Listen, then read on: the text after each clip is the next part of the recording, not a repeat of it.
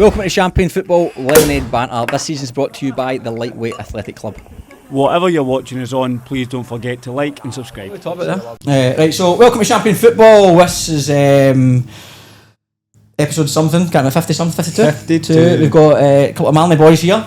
We put in AI prompt, give us a guy for Bondi, and Darcy Burgess turned up, so fucking technology is unbelievable. Unbelievable. And Lucas Meek as well, mate, all the way from America, man. What's it cost you a fortune to get here? Yeah, they covered it, don't worry. Wages. Unbelievable. So boys, look, thanks a lot for coming. How long did it take you boys to get here? You're Bondi and you're Darcy, where'd you see you? Yeah, Northern Beaches. Northern So Beaches. up by DY. How long did it take you to get here? Got on the bus, my man Darcy picked me up. You got a bus here? You got a bus to pick you up? Yeah, and busted Darcy, he gave me a ride over. Do you have a public transport to get to Manly as well? Yeah. Do you, aye? Yeah. How long does it take you to get to training? Oh no, I'm close to training. Oh right, okay. Yeah. So you intentionally rented somewhere close by? Yeah. Oh, okay. Do you live yourself? I live there with the Aaron O'Driscoll, the other international on our team, nice. yeah. And his missus. So it's a On good his one. missus? Yeah. Cheeky. Is that why you two don't get on very well? You know? Okay, so before we get started, just quick thank you to Deploy. As always, sitting here with a couple of Deploy footballs.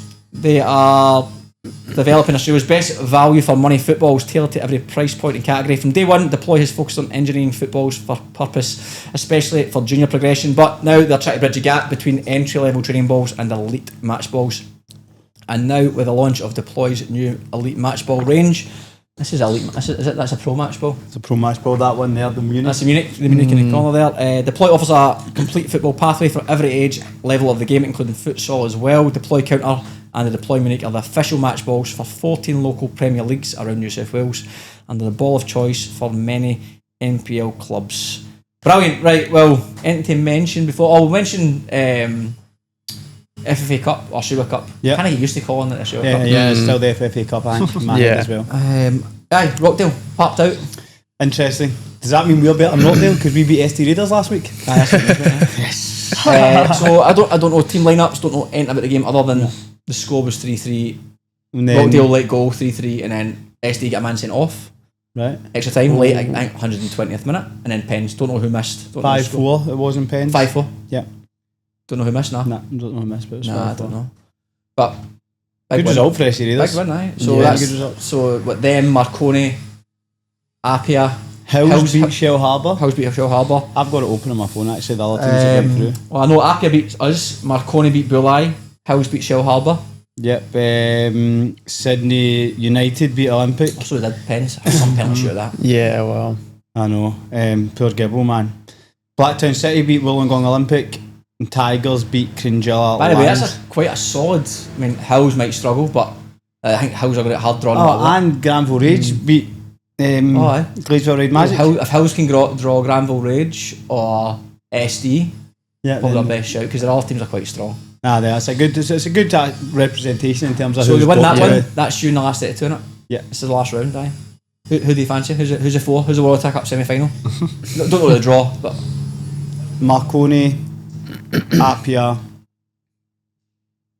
Sydney United, and ST Raiders.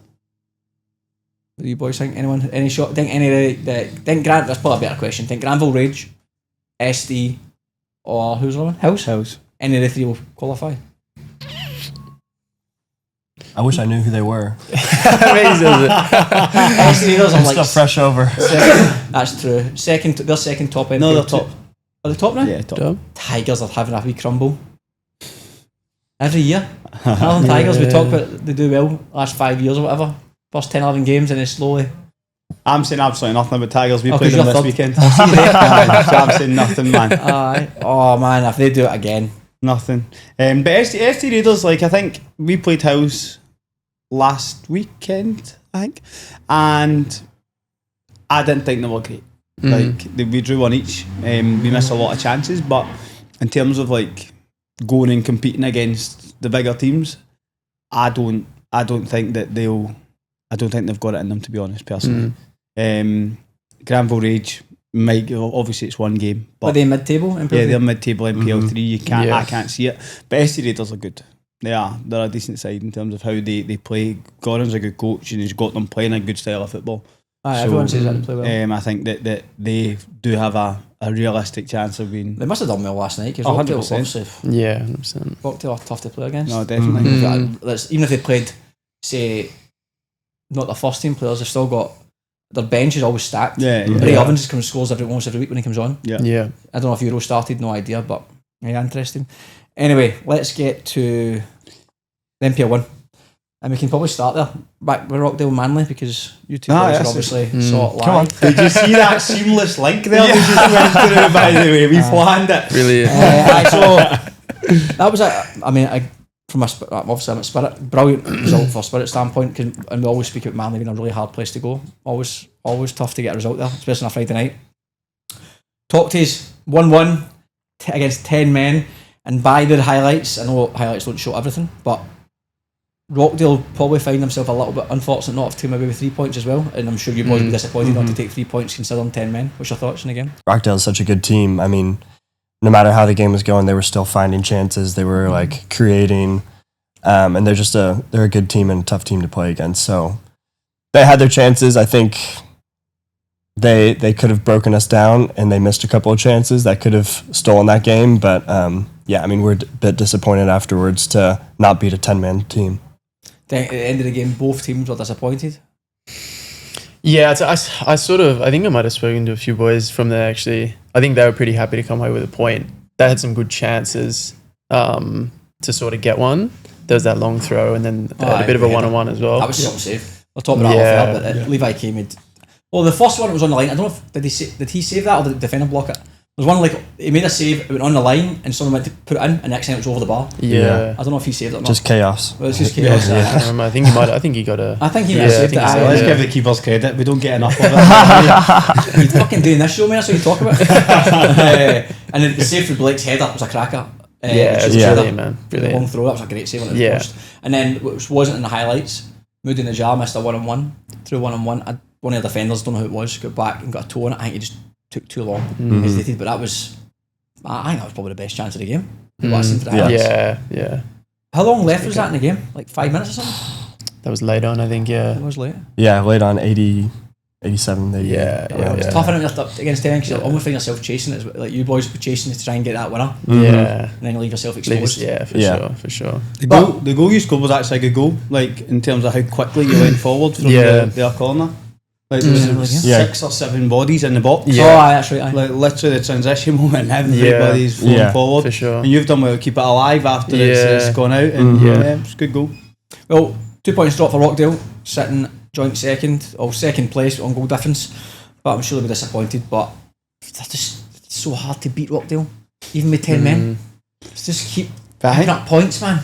I think Rockdale's one that you look at like the spine of the team. You've got Blake, who's obviously very good experience there. You've got good midfielders. You've got Euro up top. So there's a lot of experience in the team. So that even when things aren't going your way, you've still got enough about you as a team to be like, it's all right, don't panic.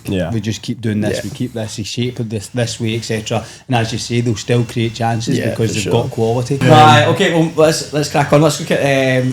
Former team of yours, mate, Sydney Olympic, obviously double header, Olympic United this week. United, obviously we'll touch on that game very quickly, but last week's podcast guest, Gibbo, man, misses a pen. It puts Olympic out after losing a late goal in extra time. But Olympic 4-0 up, what a win that is. I know. What a win. By the way, the first 30 minutes. Do you know what, right? And obviously they've lost 4-0. You watched the start of the game, and I thought Sydney United were very good. So in the first 30 minutes, oh my god, so many chances. And Gibbo's made a great save. Tell me, like great reaction save to put over the bar, and it's one of them again. Goals change games, so you think if they score one of their chances early on, it's a completely different game. Big Cyrus scores a cracker there. I know, cracking free kick, great free kick. And by the way, Seth Clark, we talk about him all the time. Yeah, cracking me player. I don't know if you still know any boys for Olympic, but we played him in pre-season, and straight away we were like. Me and assistant coach like that wee guy's tidy as. Aye. Every game I've seen him just seems to dictate a lot of the game. It had 2 or 3 shots went by the post. They scored 2. Scored twice. Very good player. And from the highlights, it looked like Olympic scored with their first attack. Like that was the first time it showed you the ball at Sydney United's goal, and they've put it away. And then it just obviously downhill from there from Olympic, as you said. Great free kick from Cedric. And who else scored? Callahan scored as well. That 3 points at Olympic got done by with a deduction. Did you know that? Oh, The yeah, 3 yeah. points. Heard about that. Yeah, Yeah. so that's going to kill them a wee bit. Yeah, because definitely. they've been picking up a bit of results, but Yeah, just quite inconsistent, I think. Like, that 3 points, we all know how tight it is. yeah, of course. It shoots you up 2 or 3 places. Here's a question for you. Obviously, they played each other twice in a week. Would you rather have gone through in the cup, or would you rather 3 points in the league? I would always rather 3 points in the league because I don't think you're not going to win this Euro Cup. Okay. I would rather. You could win the World Attack Cup, I suppose. But I think Olympic and the Championship as well, they need to be going all the way to the World Attack Cup final. Extra games. What about you boys? What would you rather? It's always nice to go in the cup, but I'd say probably like you want the league. Like with given how tight it is around the top 6. Imagine losing out by 2 points or something to Finals place. Yeah. Bastard. Yeah. At least we got to the last 64. Done a Super Cup and get beat off fucking Granville Rage. I would rather definitely. I mean, that's my opinion anyway. Yeah, I think there's always a bit of magic with like any like kind of like cup run, and you always want that for your team and like kind of that excitement to travel and play different teams that you wouldn't usually play as well. Aye. But I think even just being here for a short amount of time, how tight the table is, one result, one win, and that 3 points can just like take you like so far into the table. So I think you got to take the 3 points. Aye. Yeah. There we go. Class. So Olympic done the right thing there. And then shocker weekend. I was shocked, not so shocked, depends how you look at it, but Lockie Scott hat trick against Marconi, 3-0, long Wolves away from home. And obviously we spoke about Wolves last week. I speak about Lockie Scott every single week. Massive fan of him as a striker. Can do everything in my opinion. Have you played against Lockie Scott? Yeah, a lot of times. Such a handful. Yeah. Such a handful. Great player. Pin players, runs the channels, scores goals, heads keeps the ball, basically everything you want for a striker, just it'll stick. To score 3 goals at the Palace, no bad. Very no decent. bad against the best defence in the league. Unbelievable. On one hand, I said as well last few weeks, they have to lose at some point. People kept saying they don't. This is right, but I mean, you know a loss is coming at some point. Yeah. And I think 3-0, probably no one's seen that coming, but by the highlights, it looked like it was a bog standard. But you see, and Lockie Scott's obviously scored 3 goals, but his goal line clearance at 2-0. It's the Jake Trues hit it by the keeper. Oh, yeah. And it's gone in and Lockie Scott closed it off the line. Oh, did he? 2-0, I aye. didn't even notice that. Big moments. But also they dropped a keeper. Wolves changed the did they? keeper. Oh, yeah. Daniel Solskjaer played in goal instead okay. of Oliver Yates. Yeah. But didn't have much to do, to be honest. Like, Nah, I didn't think we had much to do at all, but some good, the header for Lockie was a cracker. that's a great header. And Olsen, for the reports I heard, Nick Olsen, have you played against Wolves this year? Yeah. How was Nick Olsen against you boys? He was tidy, man. Aye, He was good player. tidy. Yeah. I remember him because he played with my brother. Oh, did he? Aye, Yeah. Good player. he was good. Yeah. Well, I heard he's dangerous. he gave Tyrone Burnley a right tough time. All 3 goals came down that side. He's good. Yeah. He's good. That's exactly what I said last week. If Olsen and Lockie Scott are on, Yeah. Wolves are going to be a fucking weapon because they're both that good. But if they're not, I think they'll run out of ideas a wee bit. That's my opinion on what I've seen of Wolves so far. But there you go. That's what they can do to you. But as you see, you look at the result, it's the first game Wolves have won away this season. But mate, Marconi have been poor at home. They've only won 3 games at home. I know, but And so I think Rockdale's the same, and so is Spirit. So top 3 only won 3 games at home. interesting. You guys have played about 42 home games. We love a Friday night. Why did you I don't play know, home it's games? Was there a reason for that? Was it just luck of the draw? I think luck of the draw. Was it? Yeah. Aye? Yeah, we'll have quite the way around the second half of the you season. will, man. Yeah. Central Coast away, then Wolves away. Oh, stinking. Yeah. You get your Opal card topped up. Okay, well, so we're looking at Appiah played against St George 0-0. Do you know what? I don't think I've seen the highlights of that game. Well, to be honest, you didn't miss too much. No? Nah, Jack Kenny made 2 good saves, and Bazanis was in goal for Appia as well. Right, Change okay. the keeper there. Oh, he played midweek against us as well. Did he? Aye. So he was. Maybe there's an injury or something.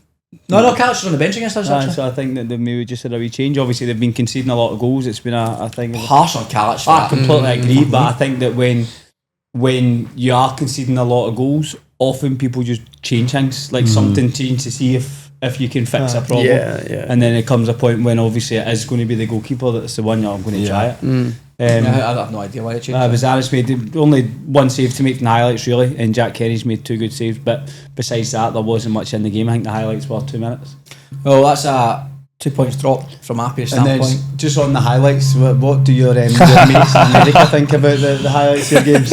Yeah, I was pretty pumped to be able to tell my mates, my family, like back home, like go give the highlights a look. Then all of a sudden, one of our games, it's a 0-0 draw, and all of a sudden, the AI highlights decided to give a kickoff, a goal kick, a halftime kickoff, and a final whistle. And I get a text from my mate saying, "Hey, that was awesome to watch. Can't wait to watch the next one, mate." Kick off well. Yeah. That's funny, That is man. brilliant, man. They can only get better. Okay, and so I mean, other shock / maybe not so shock result when you seen the lineup: Sydney FC beating Blacktown 5-0, and looked like a cracking game. Did you boys see the highlights of that game? I haven't seen the highlights no, No. for that one. Looked like a very good game, to be fair. So- but then, do you know what I thought about when I was watching the highlights? What do you think? Now Mate? you've said Blacktown defensively. Mate, spacing behind. Oh my god. Every It was game. every time that Sydney, obviously the boys at Sydney FC are going to be quick and athletic, but everything was just in behind. As soon as they got by, they were gone. Spacing behind was mental. Yeah, it Even was bizarre. I think 3 of the 5 goals was just space in behind. I was. Mate, did you see the 85th minute or something? I don't know who was the 2 centre halves. I can't remember off the top of my head. Centre halves are pass the ball back and forward. There's creeps in the FC, start creeping to press. Press. And he gave the ball away. He goes to give the. He almost gives the ball. Takes a heavy touch. Almost gives the ball away. They press him. He manages to save it. Passes it to Lynchy. Passes to Lynchy. He gets the ball. They press him. He almost gives the ball away. Then they get away with it again. Then they do make another mistake. And they go through 1-on-1 and they miss it. They hit the post. Hit the post, aye. Fucking, it was 5-0. 5 minutes ago. Fucking stick it in the corner.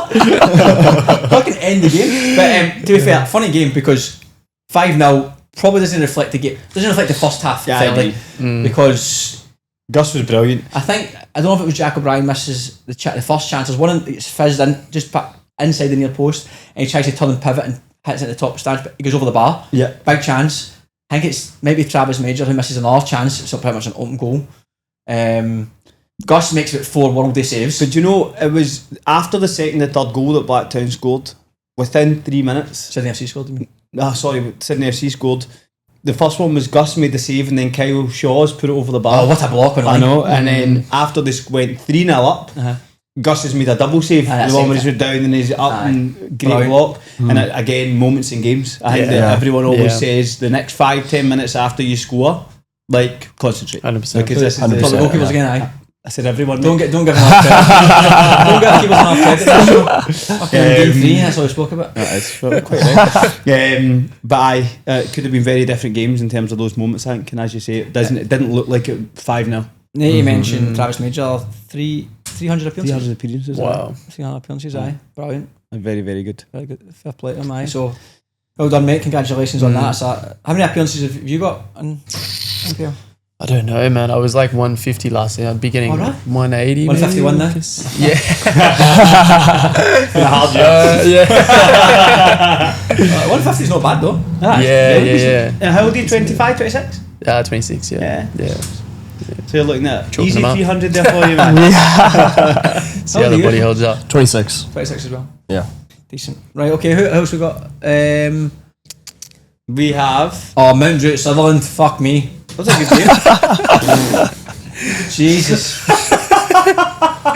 Oh, that's a fucking funny, it's a sleeping pill, man.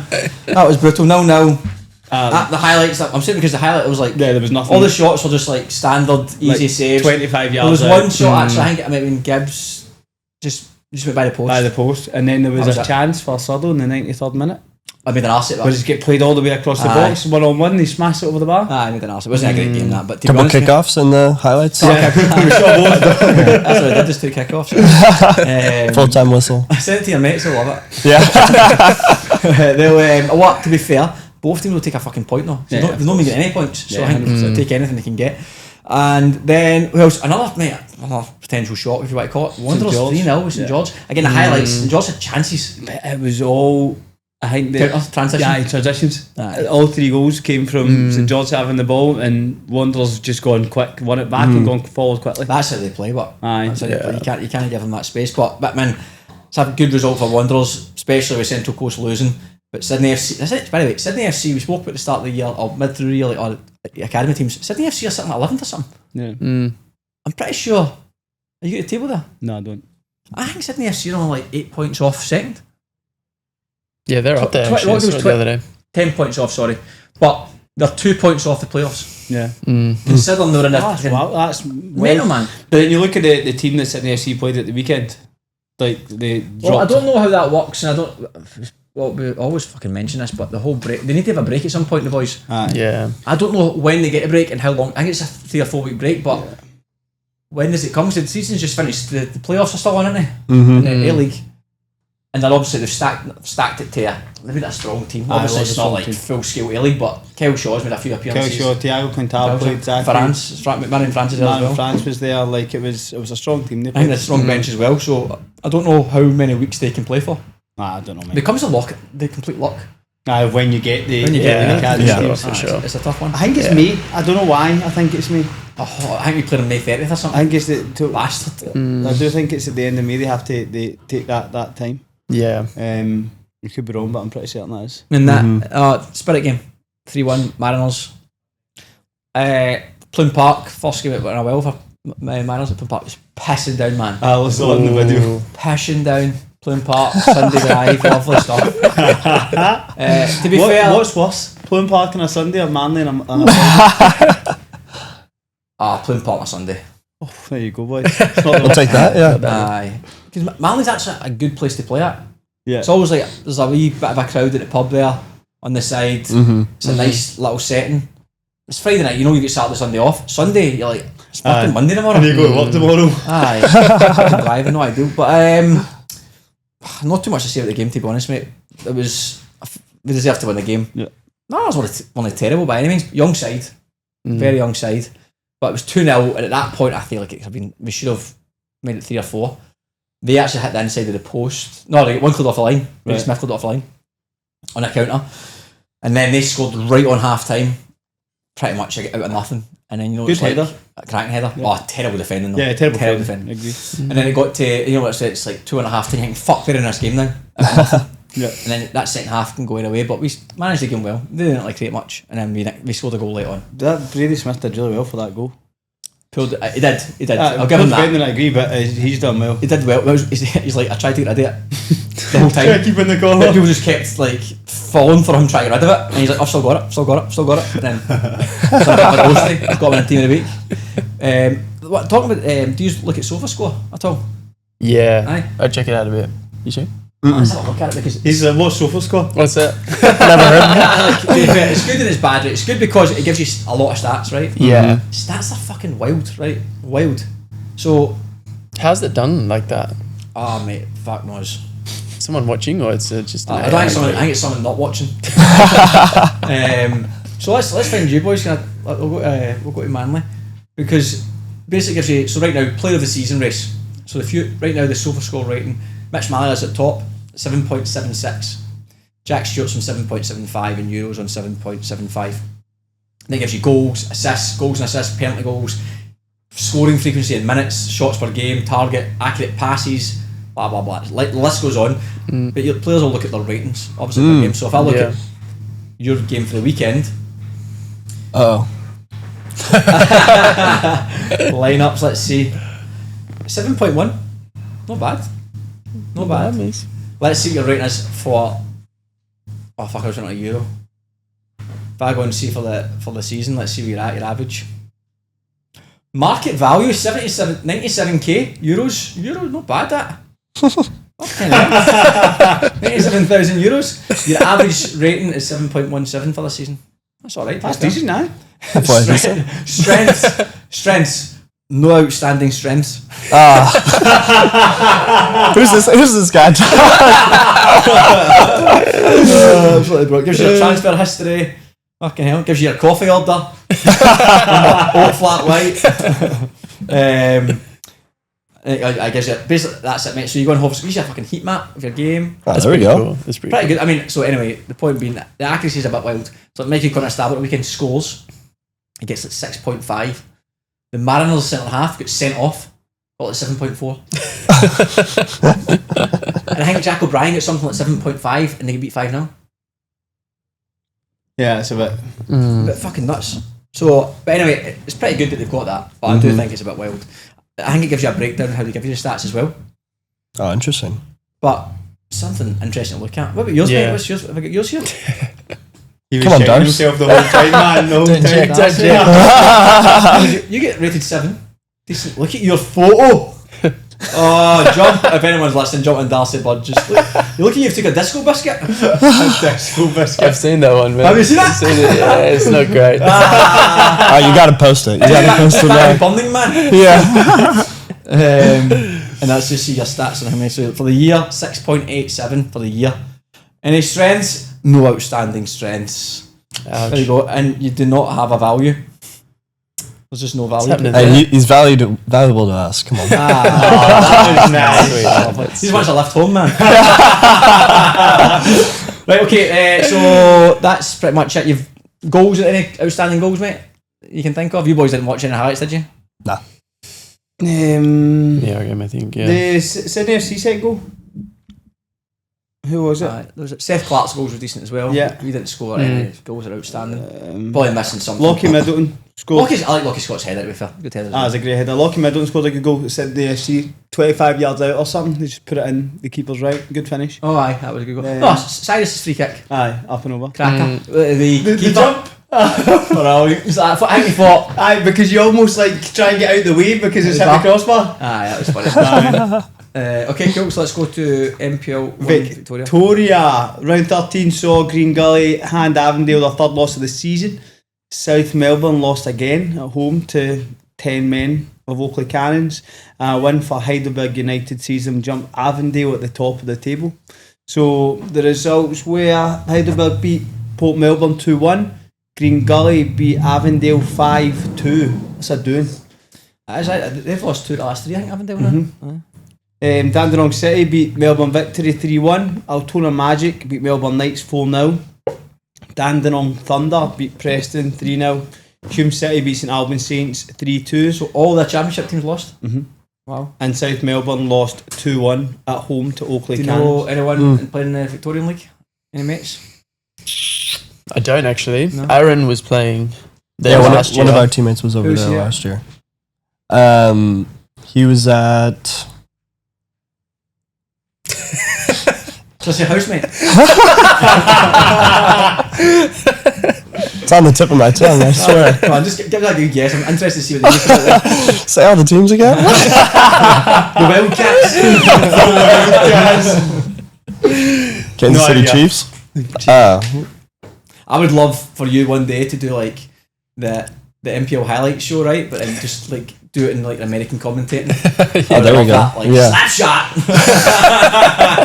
in the upper 90. I love that, man. Have you ever seen that guy Bob Bradley in Soccer AM? Aye. Have you ever seen that there's a show in the UK called Soccer AM? Yeah. Have you ever seen the guy Bob Bradley? Oh, yeah. Aye, brilliant, man. There's an American, the fake American. Oh, you got to get a token American in there. Absolutely. Bring out that accent. Everyone can laugh at him. Have you heard? So I'm from Seattle Sounders. They have the chant "Fight and Win." That's that's we used that when the Rooms last year slagging Jason Romero. Actually, Yeah. for fight and win. The shirts are yeah. amazing. That's so funny. Been singing that since I was a little kid. There's the one that People think we can win as well. aye, that's the one, but the guy in the front goes, aye, and everyone shouts back, aye, I believe that we will win. Oh, it's a So classic. funny, It's a man. classic. Do you ever shout that in the manly changing room? I usually just bark at everyone. You bark? Yeah. Just really try and get the guys going. Do you Yeah. actually bark? Oh yeah. Yeah, he's got a bit of a bark I'm to saying him. that because when we were playing, you were in the there, it was in Nebraska. A boy, Manuel Lira, was a Mexican boy. That's what he did. Really? He barked in the changing room. Aye.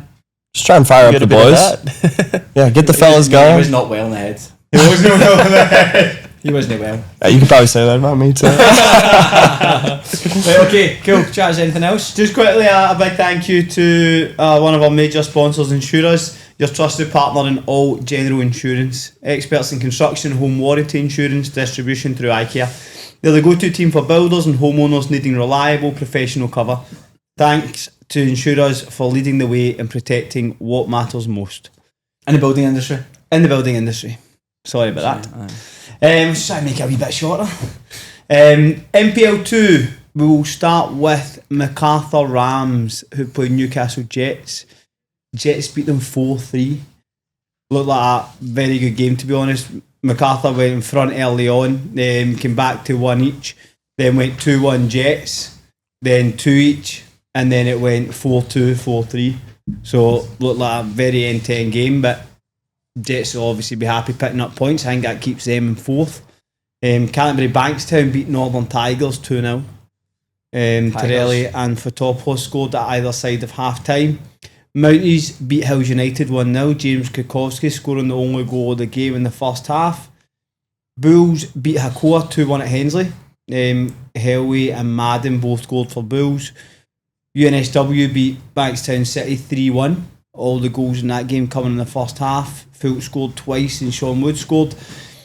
Another 4-3. Dulwich Hill lost 4-3 at home to Inter Lions. Inter Lions were losing 2-0 at half time. Fornito and Eunice scored, but then they've obviously scored 4 in the second half. I think they scored the last from the penalty spot in the 85th minute. They're losing 3-0. They're losing 2-0 at half time. 2-0, sorry. 2-0, aye. And came back and won 4-3. And SD Raiders beat Blacktown Spartans 3-1. Spartans were ahead. Supposedly Fig was incredible in goal for Raiders. Like, he's a good keeper. Yeah, he's a good keeper. But supposedly Spartans should have been like out of sight at half time. Had a great game. Then actually, I was talking to George. Actually, he said that. He said like, if you see the highlights, he said we actually peppered them for lengthy periods of the game. That's what I was told as well. Figs kept them in the game. And then last game in that, Bonnyrigg lost again. They lost 4-1 at Rydomere. Stefan gets sent off again. Last man, Phil gave away a free kick at the edge of the box, and then Ahmed scored the free kick.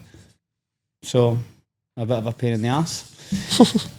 NPL 3 quickly. Gladesville Ride Magic. Guess what the score was? Gladesville Ride Magic and South Coast Flame. 19-6. Guess what the score was? Who didn't you say it? Ride Magic now? Gladesville Ride Magic, South Coast Flame. 4-3. 7-3. Oh, wow. To Gladesville. What a match. Bizarre. There was 5-0 at half time. Highlights had to have been good in that one. That's the one you said. No kickoffs. Central Coast United drew nothing each with Camden Tigers. Hawkesbury and the Nepean finished 1 each. Bankstown United and Inner West Hawks was 2 each. Prospect beat Gary's favourite team, Sydney Uni 3-1. They lost again? They lost again. Shock. Dunbar and Parramatta finished 1 each. Parramatta get a man sent off in the first half. Sorry, did you say that again? Parramatta and who? And Dunbar was 1 each. Was it? But they get Tarek Elrich gets sent off in the 45th minute. And Tarek played? Tarek played. And then the Dunbar captain gets sent off in the 78th minute as well. With two red cards, 1 each at finished. Fraser Park lost 4-2 at home to Granville Rage. And that's them all. That's them all. One question, I keep meaning to ask this every single time. I guess we'll ask it twice. Game day for you boys. What's your preparation like? Meeks. Yeah, well, pretty chill day for me. Friday night, I'm not usually working. Do you work when you're here? Do you just manly? Yeah, I'm working at a cafe actually. Oh, yeah. Over in the Northern Beaches. What's your thoughts on the coffee? Yeah, this one's not too bad, eh? hard to mess up a good flat white. Are you a barista? Or are you just like, I just work in the coffee shop? Like, aspiring barista. Yeah. How long does it take to become like an actual one? I think it takes me a bit longer than most people. What cafe do you work in? It's called Pico. Pico. Yeah, in Curl. Cheeky. Yeah. But so usually chill morning. Go for a walk. Go for a stretch down by the beach. Not in Seattle anymore, wee man. No, mate. grab a smoothie, grab a little something, try and read, relax, call my family back home. Once they're kind of like off work with the time difference, and just relax, try and just like chill and stay on my feet. I always feel like, especially with the 7:30 kickoffs on Friday, kind of have to do a bit something to get like out the house during the day. So yeah, nothing too. What do you do for nutrition wise? How do you have a certain meal, or do you just wing it? Just have hundreds of coffees? Yeah, Croissants? I'll usually switch it up to like a bit. I mean, if I score the weekend before, I'll try and cook the same meal. But usually a couple different pastas that I'll kind of like rotate through. A couple different. I got a world famous chili that I'll make sometimes. Yeah. My family's in Scotland. I'll phone them after this and see if they know about it. Mum, have you heard of the Meek's pasta? What's in it? I'll bring it around next time. Yeah, everyone can try it. Give us the recipe. Yeah. So we got some good beef mince cooking in with some just kind of like chopped up onions, and then let that kind of brown, and then all of a sudden you're chucking in some kind of like Mexican chili beans. Then For a game, chili beans. some corn, yeah, Fucking hell. some corn. Marking unicorn. Get the players are running away from him. Yeah, no one wants to defend the guys. That's why I drink oat milk, mate. There's not a lot of toilet paper in your house, mate. Oat milk and chili beans before the game. Fucking hell. Roommate's missus hates it. She says, "Oh, it's chili night again." So you're basically pasta pre-match? Yeah, usually pasta. I'll go between I got a couple of red sauce, a couple pestos, change up the ingredients here and there. Is that good? Yeah, mate. And what about post-match? Do you eat it? Do you have food at Manly after the game? Yeah. In the little clubhouse, whatever it's called? Yeah. They give us some salad, some different pastas. Yeah. You're like, nowhere near mine. Rubbish. This is like locally famous. I always take a little to go for lunch the next day. Have to. And that's good to get food after, because not every club, do you get food? Nah. No? Spirit gives us food, to be fair, We but get, not a lot of clubs do. No. We get like a discount card, so we're sponsored by the Regent, which is a pub which is round the corner from Oh, our nice. thing. Oh yeah. So we get a discount card for the Regent. So How much do like, you get? what? Sorry. How much do you get? 20% off. Not bad. That's it. We were, every time I think of discounts, I tell this story. Chaz and I went to Disneyland, right? So, try and keep it short. Not just us two going to Disneyland, like... So romantic, eh? You guys get the picture in front of the castle? So, when we were in America, I was looking at the captain says, why is not an international club? I'm like, what the fuck's an international club? Been at uni this time by a year. I'm like, oh, there's an international club, it's just international students. They go on trips all around America. We're like, what? I'm like, aye, they pay for it all. So we're like, I want to explore this. So we get into the room and like, oh, aye, we're going to LA in like 3 months. We're like, what? So all expenses paid, LA trip. So we're joining an international club. So me, him, all the rest of the boys' football team joined. All the Twist British- my arm, yeah. Me and a few English lads went in, and we get to go to LA. So the trip was a belter. They took us to Disneyland, took us to San Francisco, took us to the Universal Studios, blah blah blah, Hollywood, etc. And we had a few nights out in that. But anyway, we got to Disneyland, and the guy who does Goofy's voice went to your uni. Yeah? No way. So he meets us outside, the guy, but he was obviously older, and obviously he puts Goofy's voice. How disappointed is that? So he comes out, meets us outside, and he's like, I'll sort. It was like, what is it, 10 of us, 12 of us, or something like that. So he gets us in, and he's like, oh, we're going. There's like the different fucking roller coasters and all the rest of it, and and to be fair, it was quite funny because sometimes the queues are massive, and he's just like right. Give us Goofy's voice, mate, on you go. And he did a few voices, and he did like Toy Story. Aye, Toy Story as well. One of the Toy Story characters did Cars, cartoon Cars. So there are a few No bits and way. pieces. Yeah. And then gets to lunchtime, and we're waiting in the queue to get food, and Chaz and I are up at the front, we're up about to order. And he's like, no, lads, I'll sort it. And he's like, I've got a card. I'm like, brilliant, 10% discount. Fucking Goofy. Is it voice of Goofy? Gets a 10% discount Disneyland. So we start lining them up, like, that was Mickey Mouse get, mate, 50. I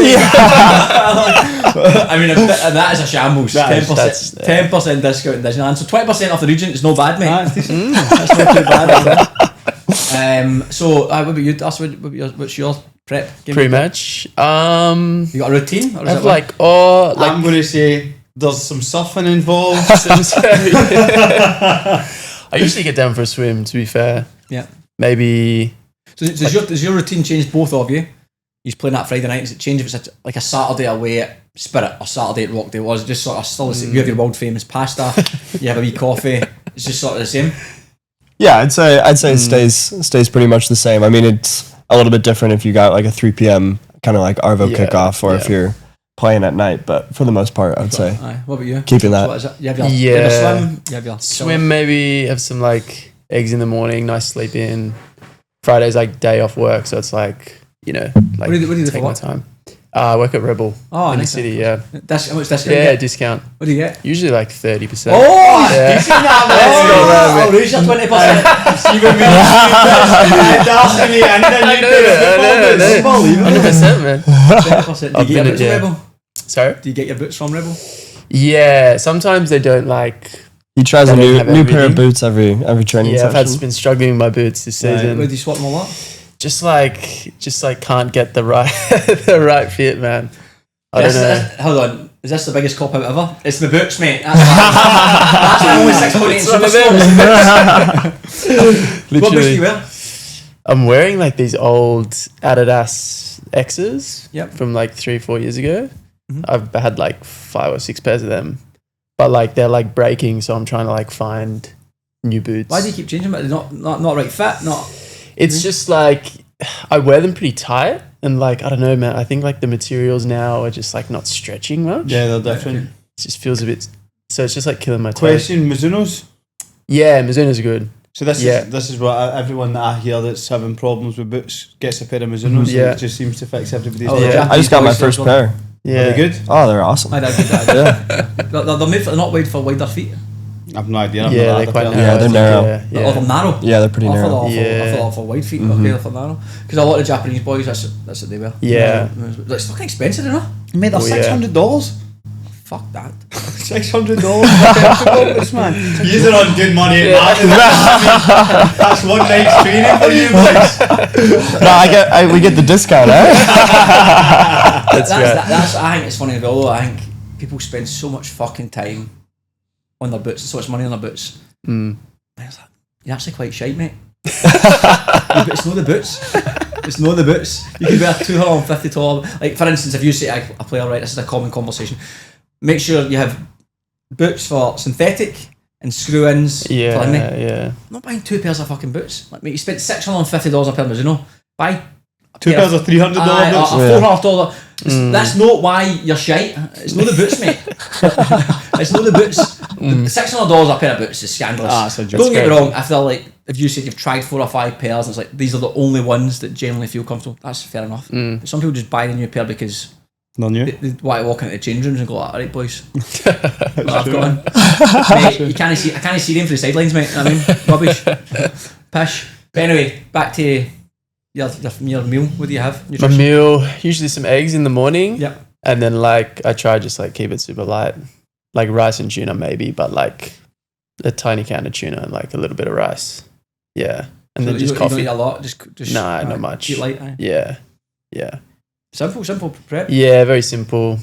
I usually try to do something during the day. Like if I do something in the day, I feel much better in the afternoon. It's a hard one. I think of stuff like that. Yeah.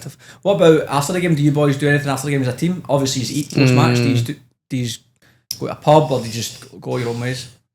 Yeah, I feel like for the Friday night games, it's like late, and there's like a lot of lads that are living kind of like pretty like far away. And so a lot of guys are also working the whole day Friday, playing the game, and then you're in the clubhouse. You're in the clubhouse. It's 10:30, 11 o'clock, and guys are like, "Yeah, it's time to go home." But I mean, we've gotten together on some like because you have the whole weekend afterwards, right? Which is nice. So get together on like a Saturday or that kind of thing. But yeah, at least for the home games. I mean, for some of the away games, like after the match, like go out for a meal all together. But the home games, people are pretty gassed. You'll have a pint in the bar afterwards, but nothing too late, I would say. Mental. What within the team, do you all hang out a lot as a group, or is it a bit cliquey? Like, isn't like some because obviously you live all over the place. But he's close mates off the pitch. I'd say so. Yeah, I mean, like at least from what I've experienced, you're all similar ages, aren't you? There's no one. Yeah. I think the team gets together like a good amount, hangs out, which is really nice. All the boys are like close with each other. probably helps that we're all similar age. You know, it's like Yeah. it's not like older boys, younger boys, or like foreigners. It's all pretty. The guy who like, barks at everyone. together. No, it's good though. I'd say like everyone gets along really well, like not Yeah. cliquey at all. I think Yeah. it can definitely be tricky with kind of like people being from all different areas of Sydney, and you kind of like get with those groups. But I mean, like every guy is able to hold a conversation with every other guy, and like in training, you don't feel that the group is just like really tight. I feel like everyone says that, but it's like a tight group, and like everyone gets along really well. How's the changing room banter wise? Any good? Some good bands for Yeah. sure, man. Who's got the banter? Who's the players at the banter? Top banter, man. When the guy's barking is definitely low on this list. And you'd be surprised. It's pretty funny. I won't do it here. It's a little. Who's like not going to say comedians, but who's the lads that are quite funny? I'd say like probably Koopy's. Koopy's quite loud, man. Mm-hmm.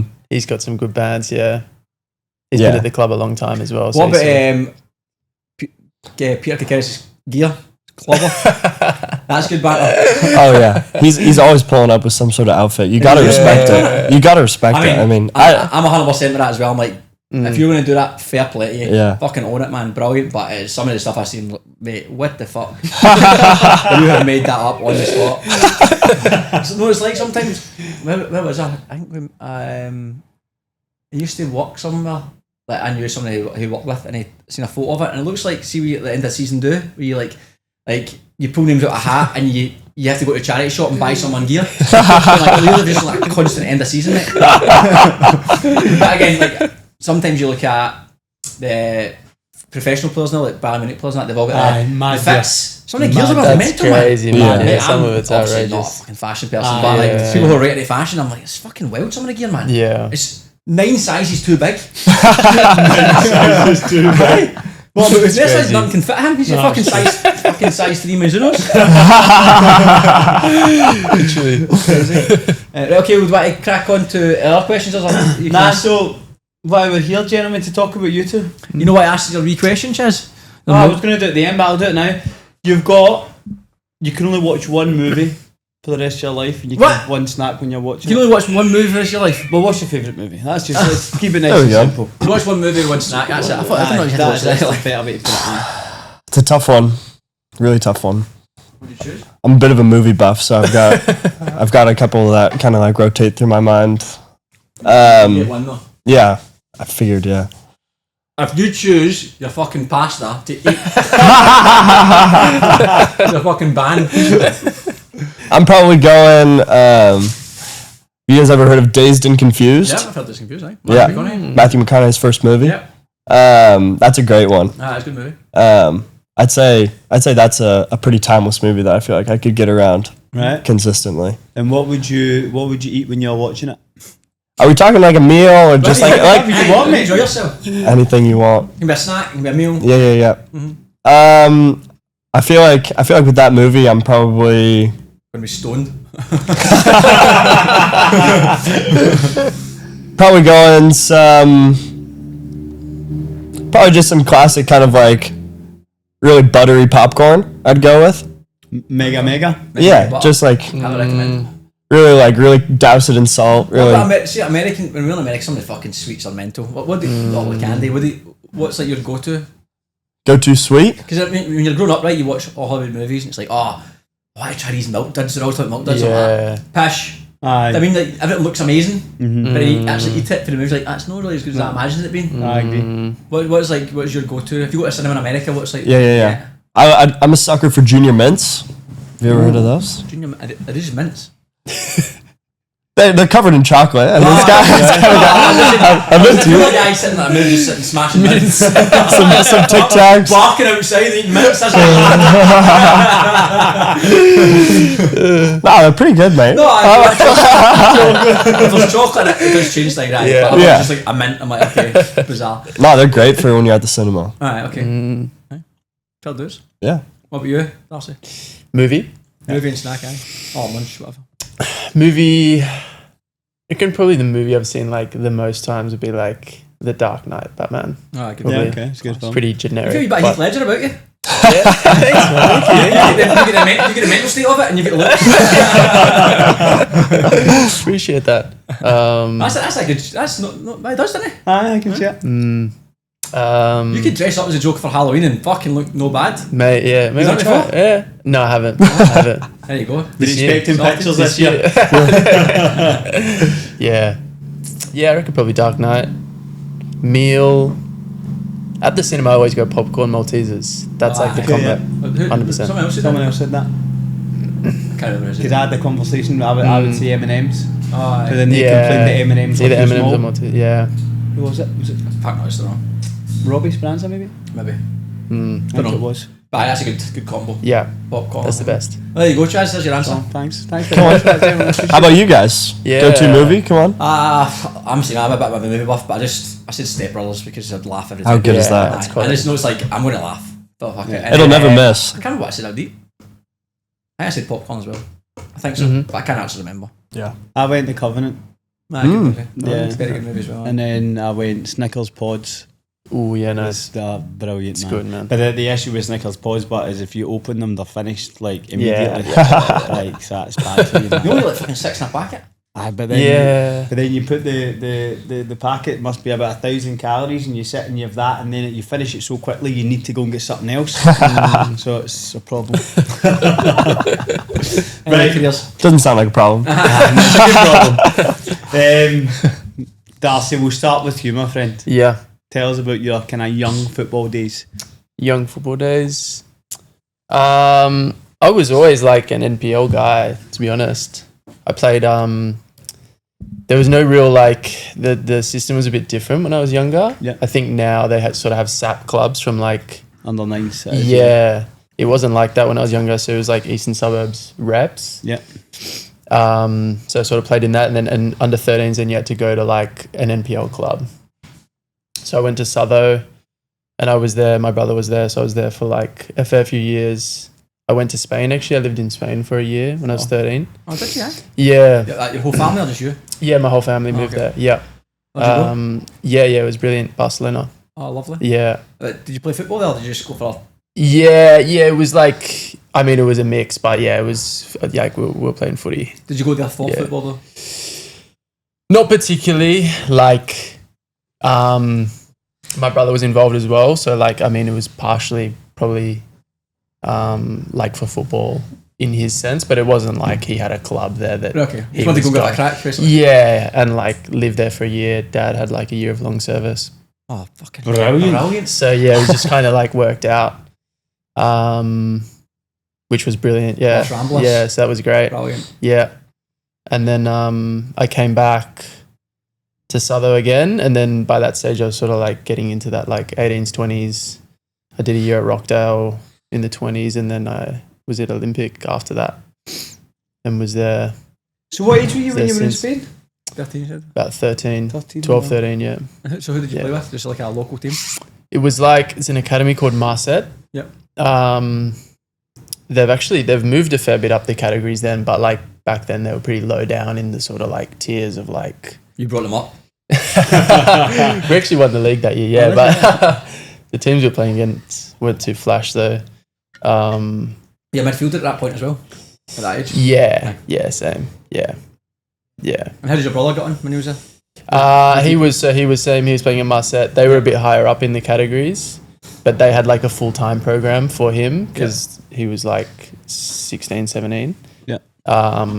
So they were essentially like, he wasn't living there, but they had like a sort of living situation like at the kind of training ground, and then a lot of internationals from like South America and stuff living there.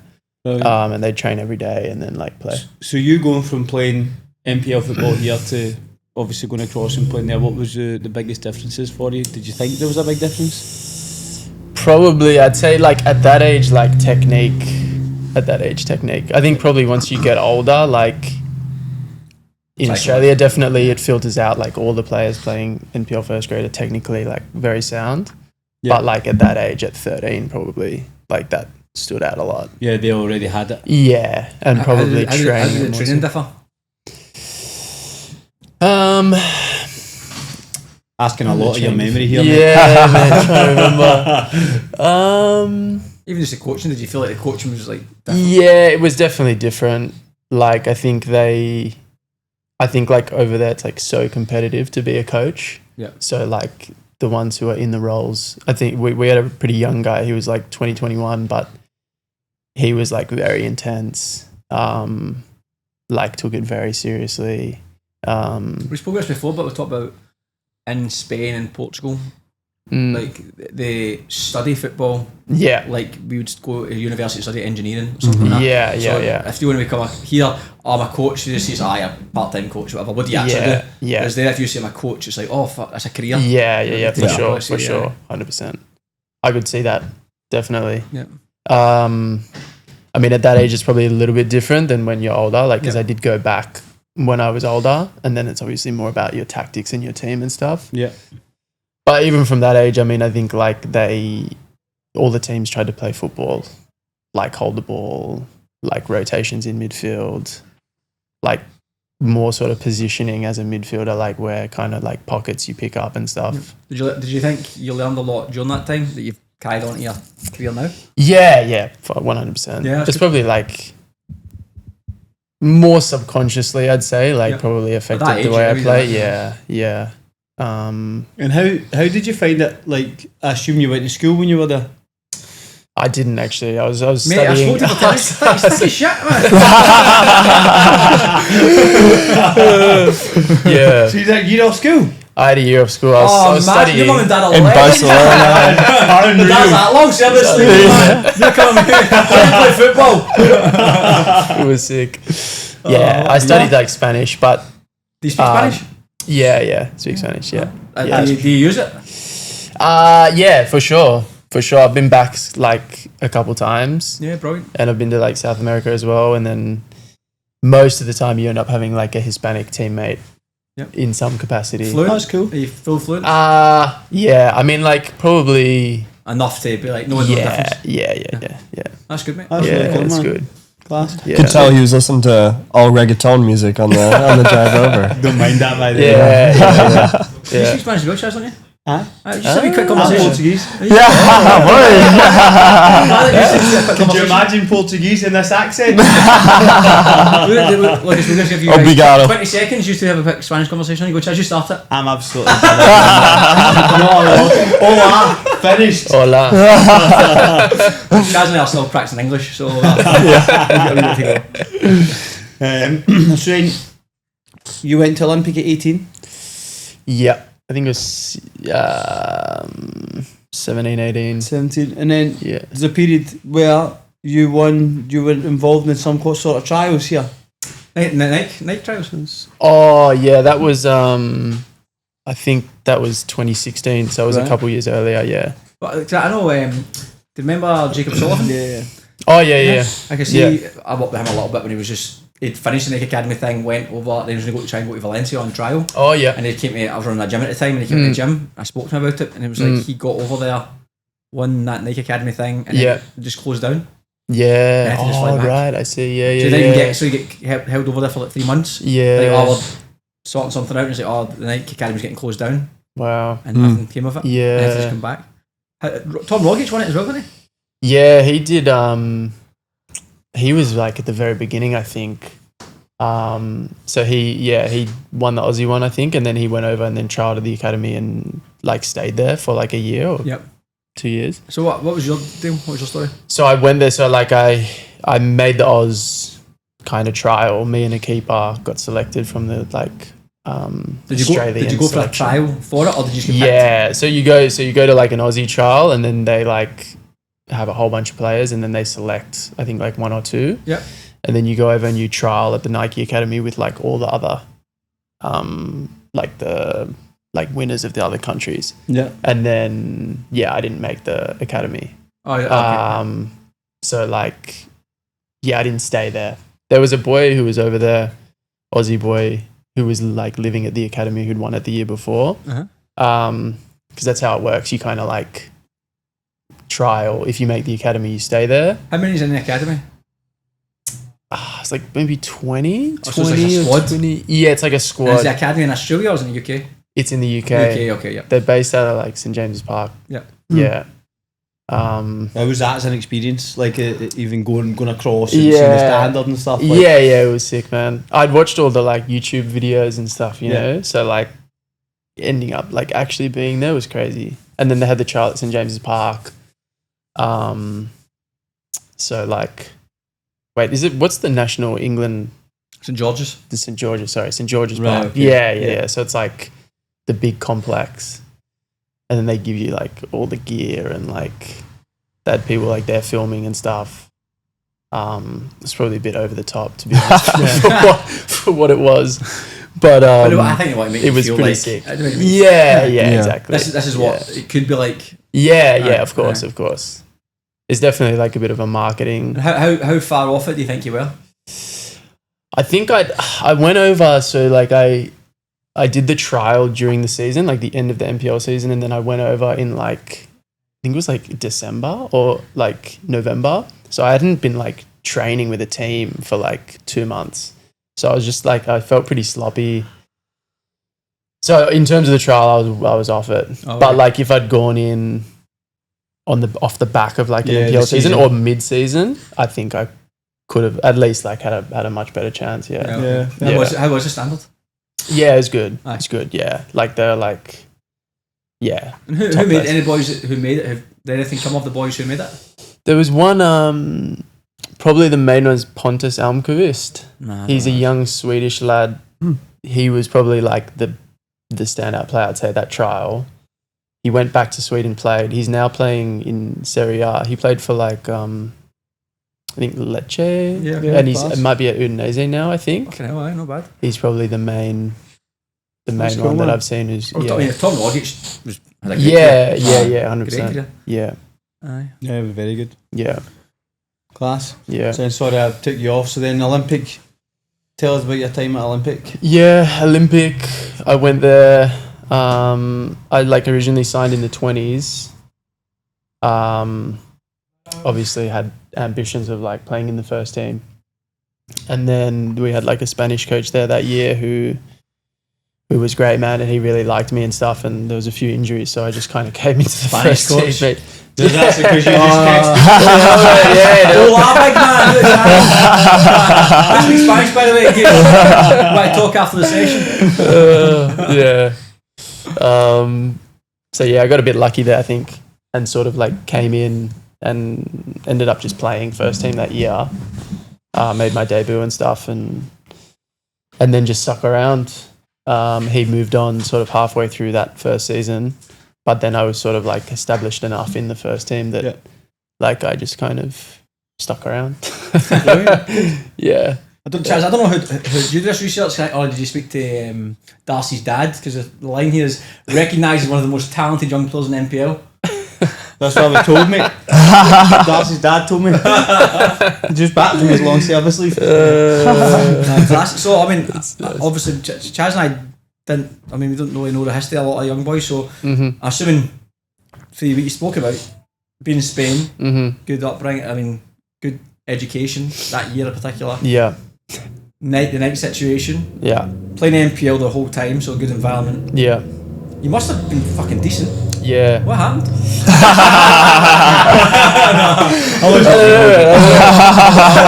I just set you up for that, but that's interesting, mate. That's why the show's good, because we've never known that. Especially sure. as you say, you sign 20s and then you go end up straight in the first team, and then that's you. Yeah, At 18, for 19, sure. you're already becoming Yeah. established. Yeah. First good player. Yeah, for sure. At a big club. It's not Yeah, like it was, yeah, for sure.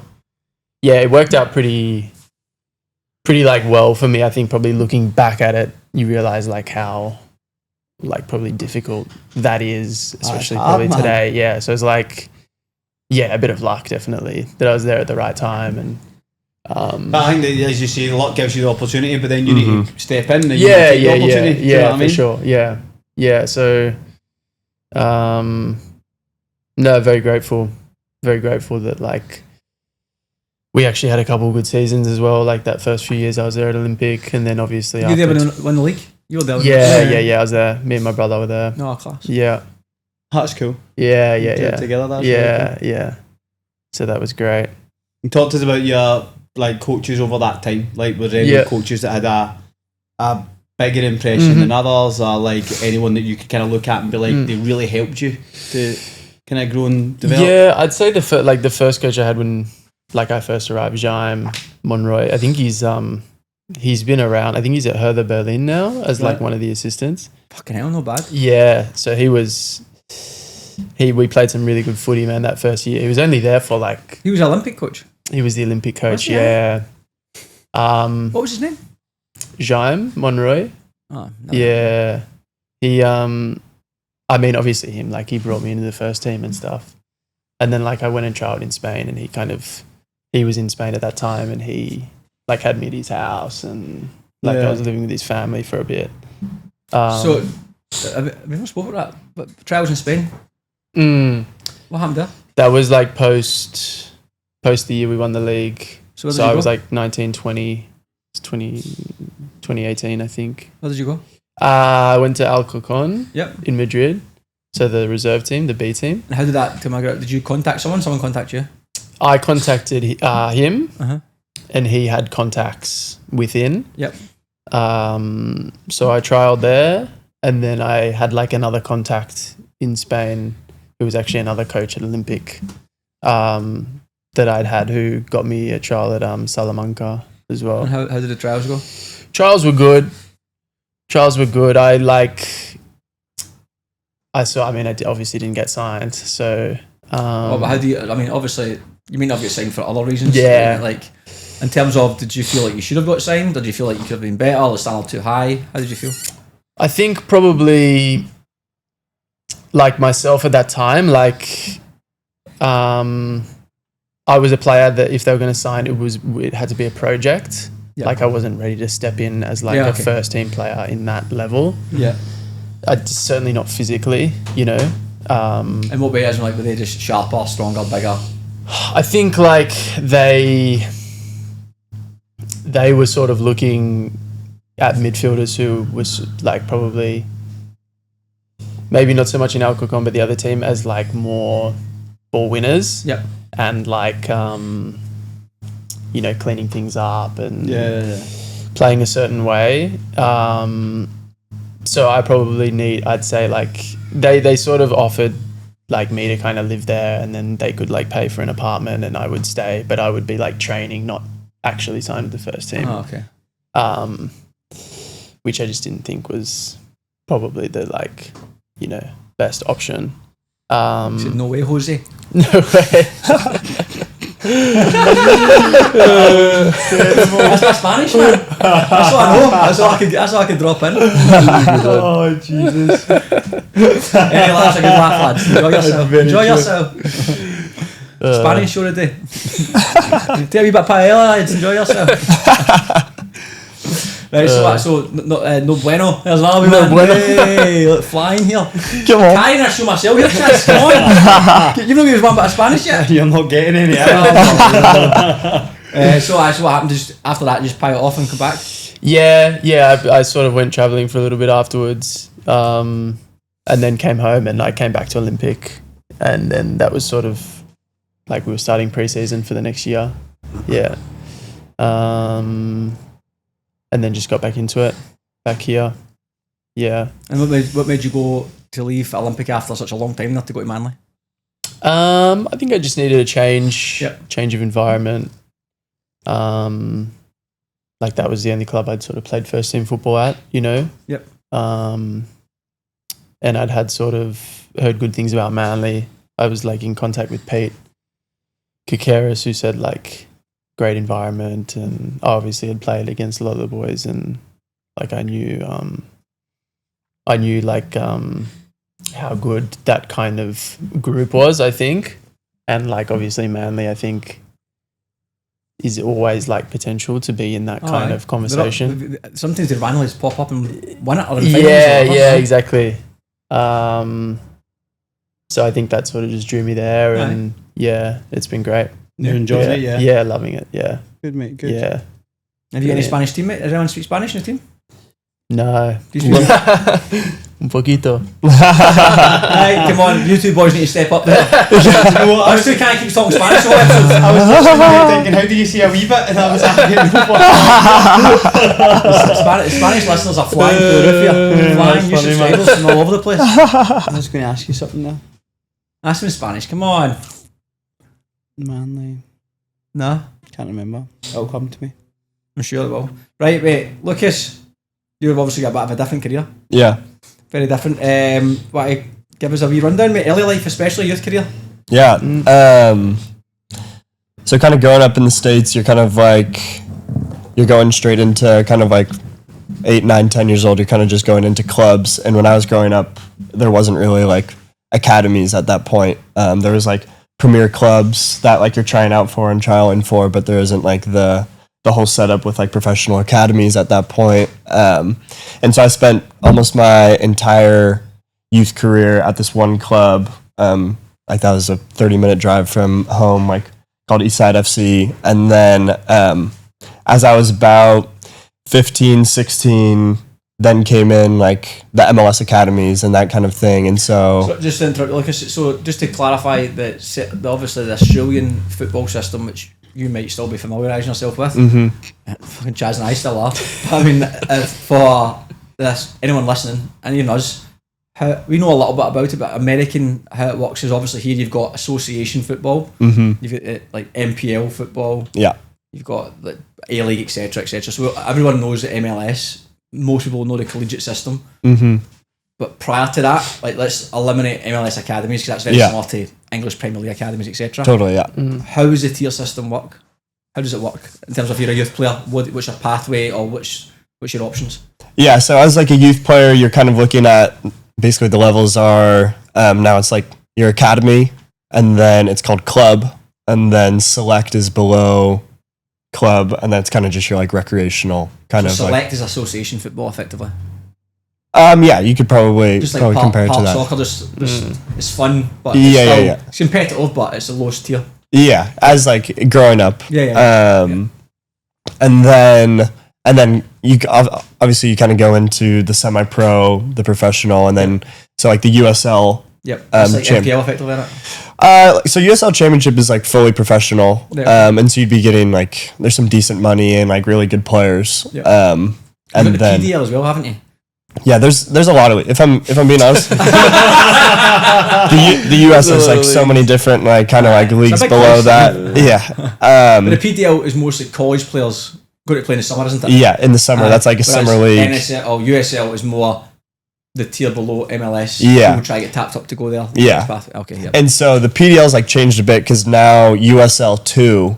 So there's USL Championship. USL 2 now as well. So there's USL Championship, fully professional, USL 1, fully professional, and then USL 2. So it's 3 divisions. Yeah. Is that kind of like, is more like semi-professional, and a lot of that kind of like college players and like university players that are kind of coming in probably from May till August.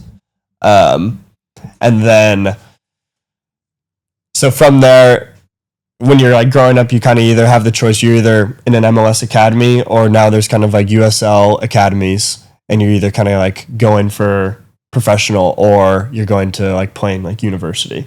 Yep. And so from a pretty young age, I like always like really wanted to go play in college. Like that was, I always wanted to be a pro, but like when I was 16, 17, I wasn't even close to being ready to be like a professional. So I was like going to university and try and like enjoy that college experience, like somewhere you guys. Chaz, you're like, I want to play NSW. You're buzzing, That's it, aren't man. Buzzing. Yeah. Dreams came true now, man. It's come true. So yeah, and then so played for 16 years old, went to Sounders Academy. Oh, nice. Seattle Sounders is like a very well run club, isn't it? Yeah. Especially, I only know from a sports science department wise, but like they're massive. Yeah. Massive. No, I mean, it was the team that I was going to root for since I was like as young as I could remember. What's their chant? What's the Seattle Sounders? Fight and win. Yeah, world renowned for being awful, but World renowned. Everyone's fucking world famous. but no, I mean it's an amazing club, and getting to kind of like go play for the academy, like the team that I rooted for and grew up right next to. Like my whole life was like a dream come true. You're a striker at this point as well? More winger. Right, okay. Yeah. So the first team actually won the MLS championship that year. So parade through the like streets. They got like, so I was on the 18s. We got like our own bus. And like you love the bus, man. What are you talking about, buses? Especially championship parade. So like that was cool too. And I mean like we're going by in our bus and like all the people are like taking pictures with like, who are those kids? A school bus. Yeah. And so I mean from that team there's a couple guys who like went on to like sign professionally and but I was kind of always geared towards that like university route. And I'd always been a dream of mine to play in the city that I grew up in, University of Washington. And so I was doing everything. Like it was like a part-time job, like messaging different like university coaches and like especially like University of Washington, like trying to like come to camps or trying to get on visits and trying to like get myself into it as much as possible. And so when I kind of got the offer to join the team, it was best day ever. It's hard to probably understand, like if you've never been to America or you haven't seen the movies. It's fucking wild, the college sports. Yeah. Oh no, it's wild. I remember the University of Nebraska Lincoln. There's a guy we were in the pub with, and then literally like 2 days later, he's on ESPN. Yeah. I'm like, what is going on here, man? And all the streets, obviously here, I'll say it's Glasgow. People get like Celtic or Rangers everywhere. Just college people are like fans of the college. Like it's insane. There was 84,000 seater I think Cornhuskers had in Nebraska, and it was sold out since 1974 or something like that. 84,000. That is insane, man. You can't even get 200 NPL game. It's true because you look at like even the NBA and it's people in Kansas. If you asked them a basketball team they supported, it was K-State or KU. It wasn't an NBA team. When we were in Nebraska, right, there was a guy called Doogie something, his name was, right? He actually still plays in the NBA, and his dad was the coach of Creighton University, right? And Doogie was the main guy from at this point. I can't remember his last name, but he's still in the NBA now. And anyway, he got offered to go to Chicago Bulls in his third year of uni, and his dad was the head coach. Says, "No, you're finishing your degree." It wasn't a bad thing because obviously the exposure you get from it. The problem was he was like the MVP that year. You know, and obviously the gamble was, well, you might not be MVP next year, you might get injured, something could happen, the contract's on the table, which that's his nut. So he stayed and did his fourth year. He got another offer, Chicago Bulls again, they offered again. So about 6 months before the end of the year, he knew he was getting this contract. And we seen this guy, we weren't mates with him, but he was in the same pubs as we drank in all the time. And sometimes you'd be like, have a bit of banter with him at the bar, or obviously we're Stephen Scottish, talking a lot of shit to him. And then one day we seen him at the bar, and we call him Doogie. And you're like, Dougie, what's happening? And a guy just jumps in front of us and like grabs us. Like, what he's doing? Like, what the fuck?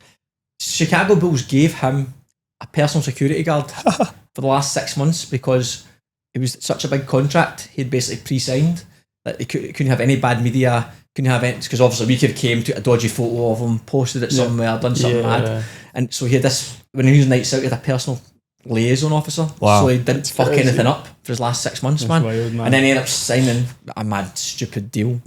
All from college, and then he still plays in the NBA now. Absolutely nuts, man. Crazy. It's a different world, that. From college, imagine going to Sydney Uni.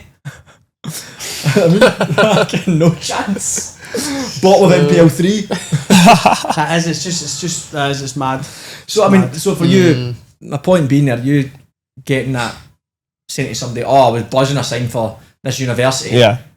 For everybody, including myself, you're like, right, calm down, mate. It doesn't seem like it's even if it's just 4 years and you go back to playing normal like futsal or whatever, those 4 years you can be like a mini celebrity. You train full time, this S&C is unreal, the nutrition's unreal, you live and breathe football, you get good coaching. It's professional basically. No, 100%. I mean the facilities, because kind of as you mentioned, just like the fandom of like all of college sports, like our school is similar in that like the like American football was just like massive, like 80,000 fans at every Saturday filling out the stadium. Really?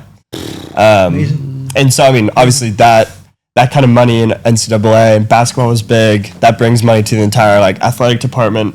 And so like maybe not like a huge sport, but like soccer is getting like a piece of that pie and gets like treated very well. How many did you get to your games? How many fans?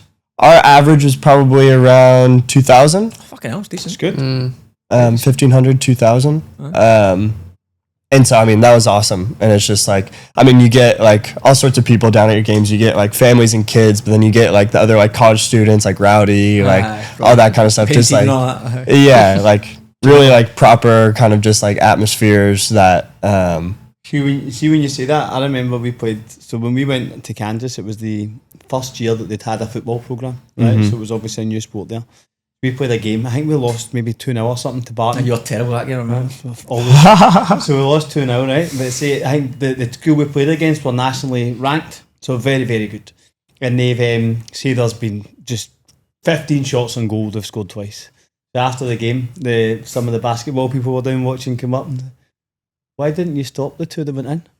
So obviously they've no understanding of the football. Yeah. And I was like, obviously fucking raging. I've just made 13 saves in this game, and they've asked me why I've let the 2 goals in. Well, see, I remember the volleyball players. So one of the volleyball players was going out to our centre midfielder, who was the captain. She's got the captain's armband on. So then one of the girls said to me, like, we were all debating why David was wearing that band round his arm. What's that for? I was the captain. Like, what does that mean? I'm like, it just means like he's like the leader sort of thing. Like, oh, we thought it meant he could go like anywhere on the pitch. And then like somebody's couldn't go in the box. Like, just saying, man, it's wild. So Crazy. I mean, different world. But No, it okay, is, yeah. so there's a note here saying you were redshirted in your freshman year due to injury. So that's your first year. Yeah, so first year, so I came in and kind of like I mentioned, I wasn't really like, because I mean, all of a sudden you're playing, I've only been playing kind of guys my age my whole life, and then all of a sudden you're kind of jumping in, you're playing guys from 18 to 23 years old, like grown-ups, in a sense. And then, so I wasn't ready that like first year, and kind of really enjoyed the just like college experience for it, because you're maybe not putting as much pressure on yourself to be like playing on the weekends and that kind of thing. And so, I mean, it was hard though, like at the same time, like you're like, for the first time, you're like, I'm not like kind of one of the guys, and one of like the guys like playing and like leading the team. And then even going into my sophomore year, I played 1 minute, 2 minutes of the entire season. And then kind of that sophomore year, you kind of, so like your second year in uni, you kind of like start to like hit that hump of like, am I not playing? And that's where you've kind of seen, I mean, the landscape there is kind of changing a lot with like transfer portal. And like kids can transfer the schools like nothing. That wasn't really as big of a thing at that time. Yeah. And I loved the university so much, so I was like, there wasn't really even a question of me leaving. But it was like a frustrating time, like going 2 years, like not really like playing. You have like spring seasons, as you guys would like know, but you're not really playing. There's rules around you can only train for so many hours. Yeah. There's all sorts of rules. Yeah. But then heading into my third year, my junior year, a couple injuries happen. I got subbed on for the last 3 minutes of a half, score a goal. Next time I go on the field, last 10 minutes of a game, we were down a couple goals, score. Next game, I score in the first 5 minutes, and within 6 games, I had 6 goals with a total like playing time of like 45 minutes. wow. Football's mad in it. How quickly it changes. And it was honestly all from one of the lads at a team night out. He hurt his foot after he lost a drinking game, and so he couldn't travel. And so I was kind of on that bubble. I got to travel, and like it's just like, I mean, like football's crazy with like the smallest things can like happen and like move you in a like certain way. And so and it kind of just took off from there. Then kind of like went on a run and led our kind of like with a lot of the other guys, led our team to a really big season of like making it to kind of like the national quarterfinals, which was like big for our program at that time. Yeah. And then from then on, got to kind of like captain the team for the next couple of years, and have some like incredible experiences through that. Yeah, quality, mate. And you were awarded the all conference first team as well. Yeah. A couple different like conference awards and all that. And it's funny, it's just like such a different world than the like football over here, right? He loves stats in America, man. That's another thing. I remember we were a goalkeeper at the time. Well, not my last 2 years, not Chaz. It was a guy called Luke Baxter, and we won like 6-0. like say it was like a 4 weeks in a row we just won 4-0, 6-0, 3-0, whatever. Didn't do anything. Like goalkeeper in a month. I think he made like one save. So there was stats for like No clean sheet, goals clean sheet. conceded. Midfielder as well who was different class, but he would never really get the assist. He'd like win the ball back, runs 2 people, ping it out wide, they would cross it, someone else would score, they get the assist, he gets a goal. Yeah. This guy never gets mentioned. Yeah. And he's like, what is wrong? This wee guy who's got like 4 assists, it's unreal, mate. He's touched the ball 4 times. I mean, good assist, but this guy in the middle of the park, because it was all so stat driven, which, I mean, this was 2011, so now it's all complete. You've got AI and all that to play with stats, but it is a complete, like you said, different world. Yeah. It's also good because you do get a lot of accolades and you get noticed, and obviously it's good for your profile at college. 100%. You're trying to go pro, and if you're a pro club, you're going to look at you who's look the at- team of the year, who's the conference of the year. Yeah. It saves you looking through all the different stats, which probably weren't available either. So after that, mate, what happened? How did it go? Because then it starts getting into like proper United States of America super draft. Yeah. Don't have that here either, so Yeah, talk us through so after our team had like a really good year, we went to the national championship. We just like had this like dream run, like a really great group of guys. Then there was a draft. So every year there's like the MLS draft, which is like very American, like the NBA draft, the NFL draft. can you just clarify how that works? The draft?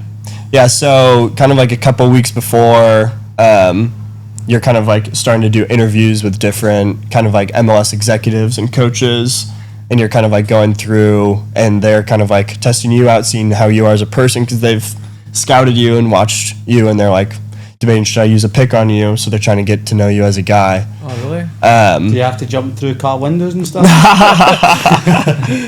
Just have to work on your famous pasta. So what happens? So let's just so if I've just finished uni, do you get invited to the draft? So there's like a certain amount of like people that are eligible. So there's, I mean, thousands of players, but then there's only about 3 rounds of 29 picks, kind of depending on how many teams are in the MLS that season. How do you get eligible for the draft? So at the time I was in it, you had to be, you had to have had spent 2 years at university. You couldn't be, unless there was like, I mean, there's all sorts of weird little rules, but there was like different ones where a freshman or a sophomore could get picked if they were like a Generation Adidas, which you had to get. Generation.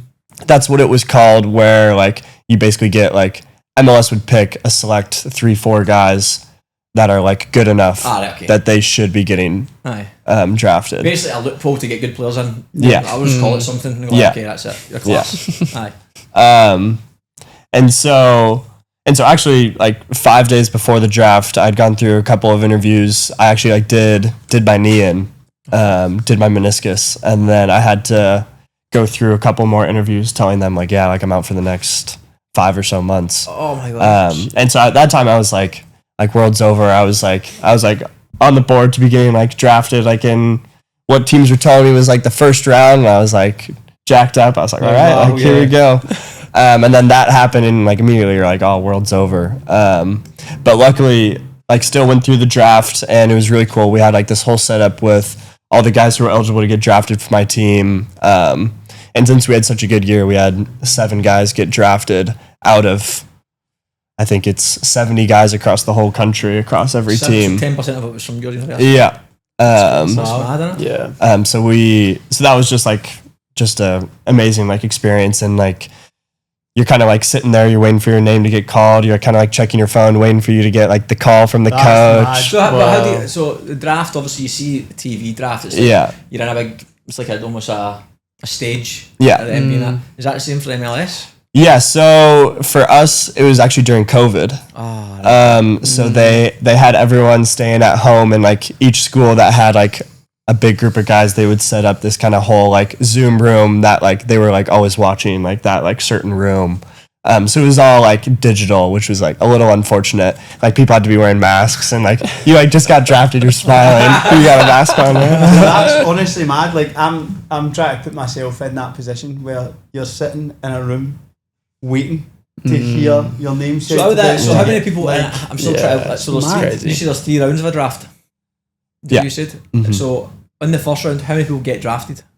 So like however many teams in the league at that point, so MLS has been growing. So like At right the now time, how many was there? there was 29. So only one team gets every team gets one pick.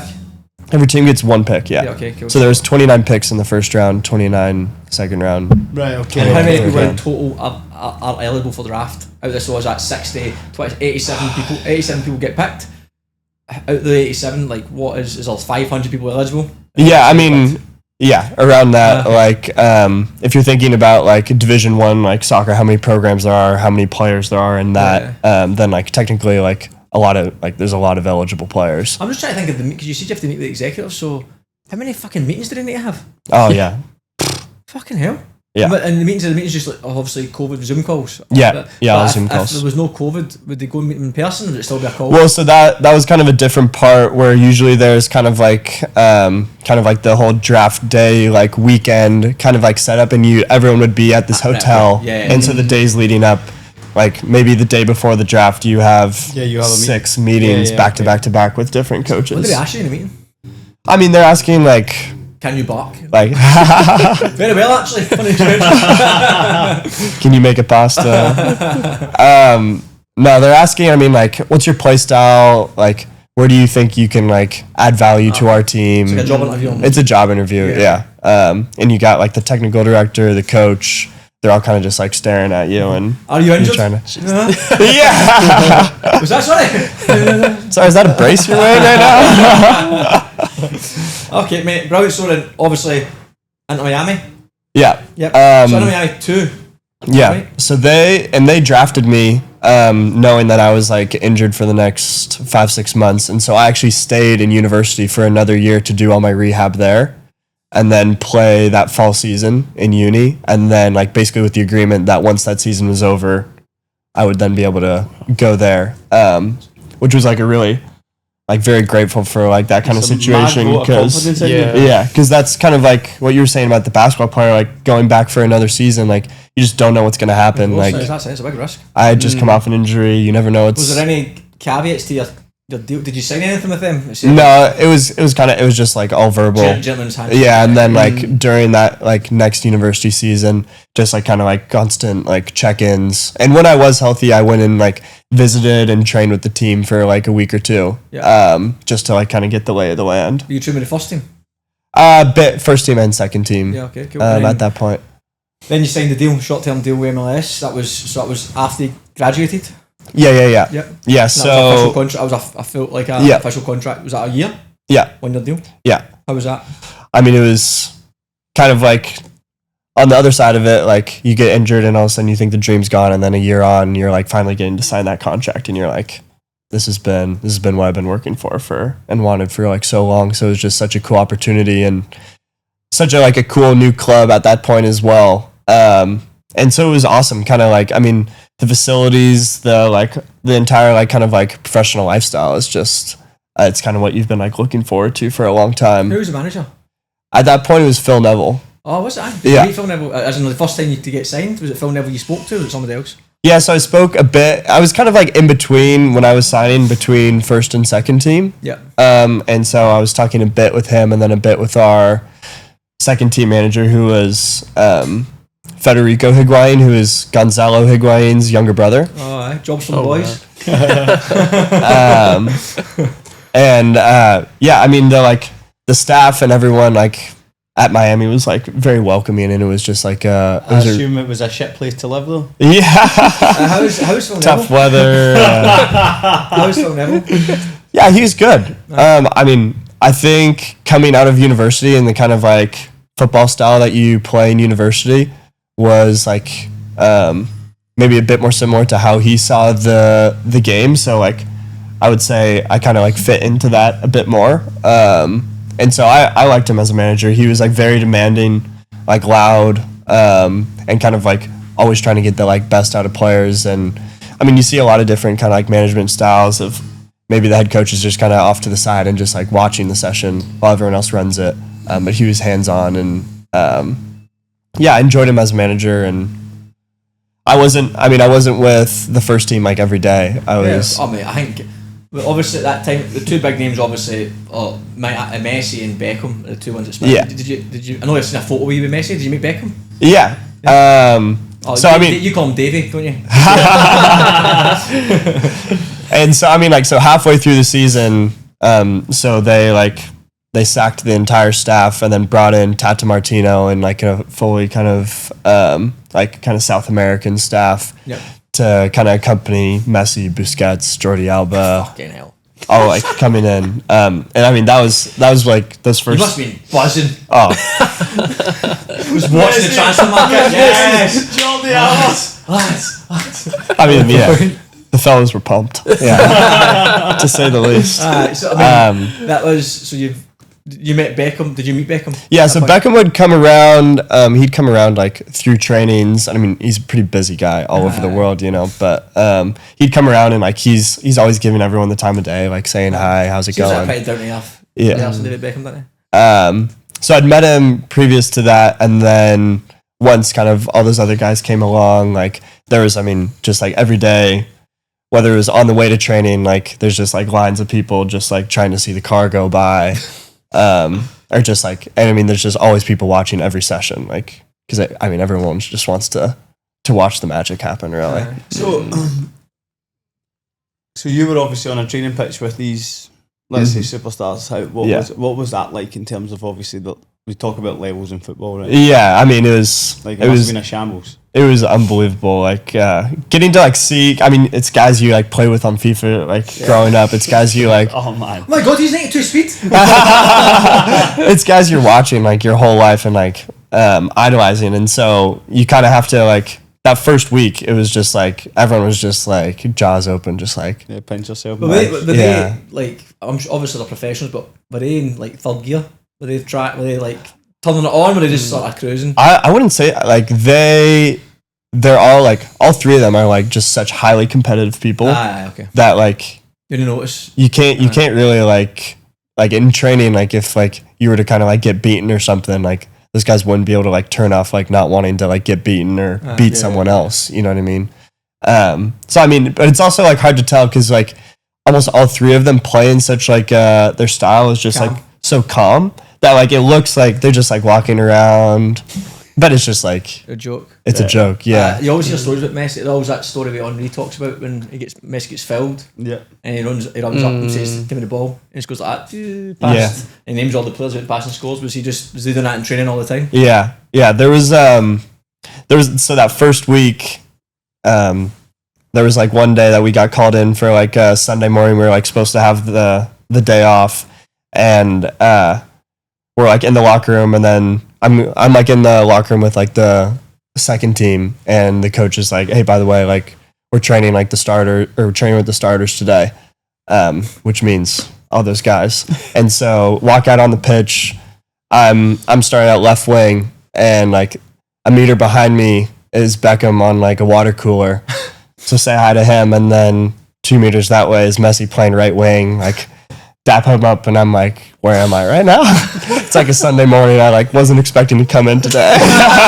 Your pure region have called you in. Yeah. That's outrageous. And like we like go through, and Messi he scores a hat trick within 15 minutes, just turning like this poor like 19-year-old center back like inside and out.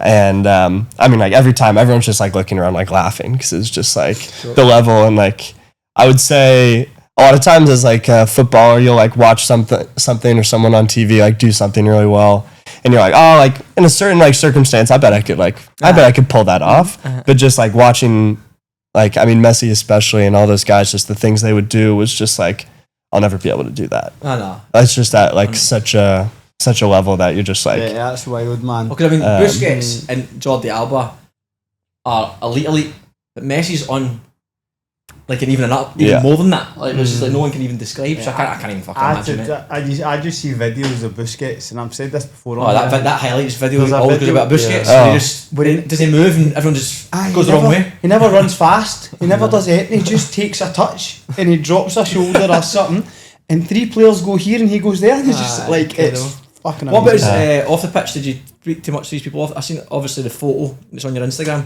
but did you speak to these guys off the pitch at all? Yeah, it was tricky. So like Busquets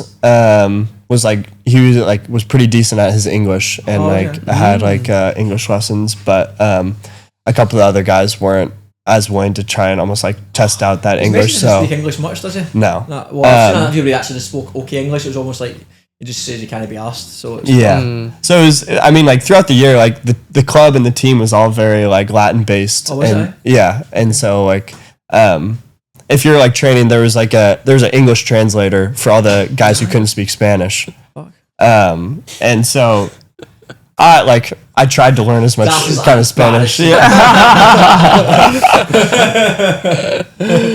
But so like whenever you're kind of going up, you're kind of like speaking in Spanish, and like I would just nail those like couple of lines like really well. I love know you. I know what I was gonna say before I like went up there, like practicing it. Like, yeah, ¿Cómo estás? Did you say something? No. Yeah. Bien, bien. So did you not have much interaction with them other than just sharing the training pitch? Well, so like each day you're going to breakfast, and it's kind of that like culture of like every day everyone like goes How and you says doing, hi mate? to everyone, like how are you?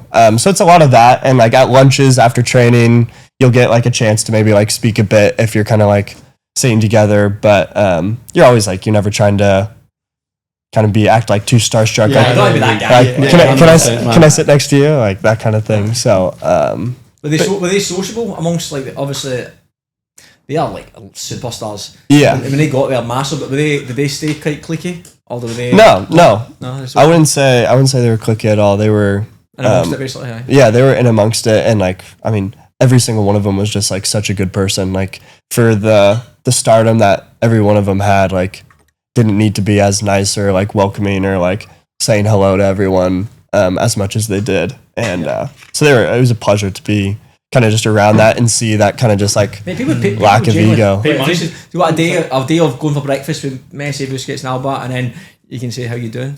Yeah, but how much? Yeah, Like, that's 100%. Man. ridiculous, man. Yeah. Unbelievable. What about do you have any team nights out with them? No. Nah. I wish. I'd love to go on a night out with the boys, man. That'd be unreal, man. I wonder if you can imagine us right a night out. What do you think it'd be like? Do you think Messi would like a night out? I don't think he'd go on nights out. No? Nah. Nah, of course it does. Nah, I think he's like dinner and home. I'll tell you fair, if I had his missus, I'd be going home as well. I just think there's too much opportunity for people to get in trouble when you are these. I know, but you've got types of places to go. superstars. Who was it was telling us? Was it Amadelrich was saying like when they were in London? Yeah, there's You go to those rooms where like the cameras, you can't Cameras photo the and- camera, it just yeah. blacks it out. You just can't see what it is. They've got. yeah, fair. You've got that much money. I mean, Do what's what his, you want, man. how's he get the best contract? I think he got a better contract than Beckham. Nah, I no mean, doubt. Beckham's worked out very well with the Miami thing, but Yeah. Messi got the Michael Jordan contract, didn't he? Pretty much. Oh yeah, all the like TV deals, TV and then deals, like At the Apple, yeah. it was Apple, wasn't it? Yeah. So after your time there, Hold on, very quickly. Any more at Messi? I'm brushing past this too quickly here. No, cool. That's mate, incredible. The fact that you've trained with, my opinion, the best player ever is fucking unbelievable, man. yeah, it's wild, man. Did you play a game for that in Miami? No, I was just on the bench. On the bench. That's not bad, man. but- Were you on the bench for the first team? Yeah. Oh, quality. Brilliant. Yeah. So being out there and like, like the fans, and it was like during that time, and so like, and you're seeing like how everyone's like getting ready for games, and Imagine just Messi being. walking in the changing room. We believe we can win. Calm down, man. What was he like? 'Cause I've heard a few stories. I mean, true or not, you can tell me. Pre-match, I don't know who's telling the story. I think it was. It'll come to me. Basically, someone at Barcelona. They're doing a podcast in Australia, and he says that at Barcelona, Messi before the game was just on his phone and stuff like that. Like he's very so relaxed. He's just not really present. He's just chilling about, and people just let him be himself. Yeah, I mean, I don't remember him particularly like. Doing anything in particular, no. Yeah, it was just like all very relaxed, like Prince Boateng, that's what it was. He did an interview. Aye. Yeah. like sipping some mate. Oh, was he? Aye. Yeah, and just like relaxing. So Aye. It must be. Imagine going on a pitch knowing I am I'm by the- far I'm the best. the best player I'm here. the best. By So, far. Aye. Fuck, that's ridiculous, man. Unbelievable. Could talk about Messi forever. What a player. yeah. What a player. Aye, mate. So moving on. Yep. You went back to the riffraff. So went to New Zealand. Yeah. Right. So why did Miami come to an end? Yeah, so I was on a 1 year and then like an option with the first team to like be re-signed, and the club was just going in a different direction at that point, like kind of the like American winger forward, just like played like college and university, that kind of profile. Like if I had played better, of course, and was like lights out, then they probably would have re-signed me for another year. But like I just, in probably some of those chances where I could have like proven myself, like didn't quite get there. And so, I mean, simply they just didn't want to re-sign me, and was then like left to figure out kind of like what was next. And worked through kind of like the like US system at this point. So like the like reserve teams is called like MLS Next Pro. And so at this point I'm like 23 turning 24, and a lot of those younger teams are like, the teams are built up of 18, 19-year-olds. And it's like, it's a lot more like pushing those guys rather than kind of like maybe trying to get someone like me into that first team. You're kind of there to help them. Yep. And so kind of some of the opportunities that came up with other MLS reserve teams didn't quite interest me too much. And kind of went through some different like USL championship kind of like routes, like set up a trial with a team, didn't quite work out. I'd come on trial, and the day after they had been working on signing this other forward. And so like it was like my second day, and this new forward had just gotten signed. I was like, well, that's not a promising sign. What position do you play, mate? Oh, really? Yeah. Nice to meet you. Yeah. And so kind of talked to some different like USL teams and different like kind of like avenues down the US path. But in the end, I'd known I always wanted to like kind of like use football to travel and play. And so had a connection with a team in New Zealand by chance. My college coach had kind of a funny connection with this team down in Wellington, New Zealand. And so one of my best mates, he was playing for Chicago Fire for 2 or 3 years, and he had just not gotten re-signed as well. And we were like, fuck it, should we go to New Zealand? And so we got on a flight, and Seattle to Miami to New Zealand. Yeah. Not bad, mate. Off the football, what class, eh? Yeah. And so got to like have that year there, and it was just like, I mean, it was full of like kind of crazy experiences of like the living situation and kind of going through that, and just like being in a new country for the first time and getting used to it. And all the lads were so welcoming to both me and my mate. And yeah, I mean, it was a really cool experience. I mean, the football level was like different. A lot of the like pitches are like public parks. So you went from playing. What's the difference in terms of time frame here from you playing your last game for in Miami in a stadium, good park with Messi, obviously not playing with Messi, but in that environment, to playing in the public park in New Zealand? So it would have been November I left, and then it would have been first game in New Zealand would have been in March. So about 4 months. I mean, but it's wild because at the same time you've managed to travel from one side, one coast to the other coast to New Zealand to now Sydney. Yeah. All through football, meet loads of people, a couple of arseholes as we say. But fucking unreal. Football's so good. That's why I fucking love football. The people you meet, the opportunities you get, unbelievable, mate. And you scored 4 goals in your debut. Yeah. First couple games went pretty well. 4 goals that first game, hat trick the next. Fucking hell! And I was like, "Hello, New Zealand." $500 And so yeah, I mean, it was a really cool league to like be playing in, and like kind of like just like very different, like culturally. Like you're getting the afters after the game, like, and just like sitting there with the like other team. And you're like sharing like a pint afterwards with like the center back you were just going against the whole game. So is this the main league in New Zealand? So there's obviously like there's the A League that has a couple of teams, but then this is the next one. Main like the NPL one, as you suggest. Yeah. We had the league baffles me, that league, because I feel like you could tell me if I'm wrong.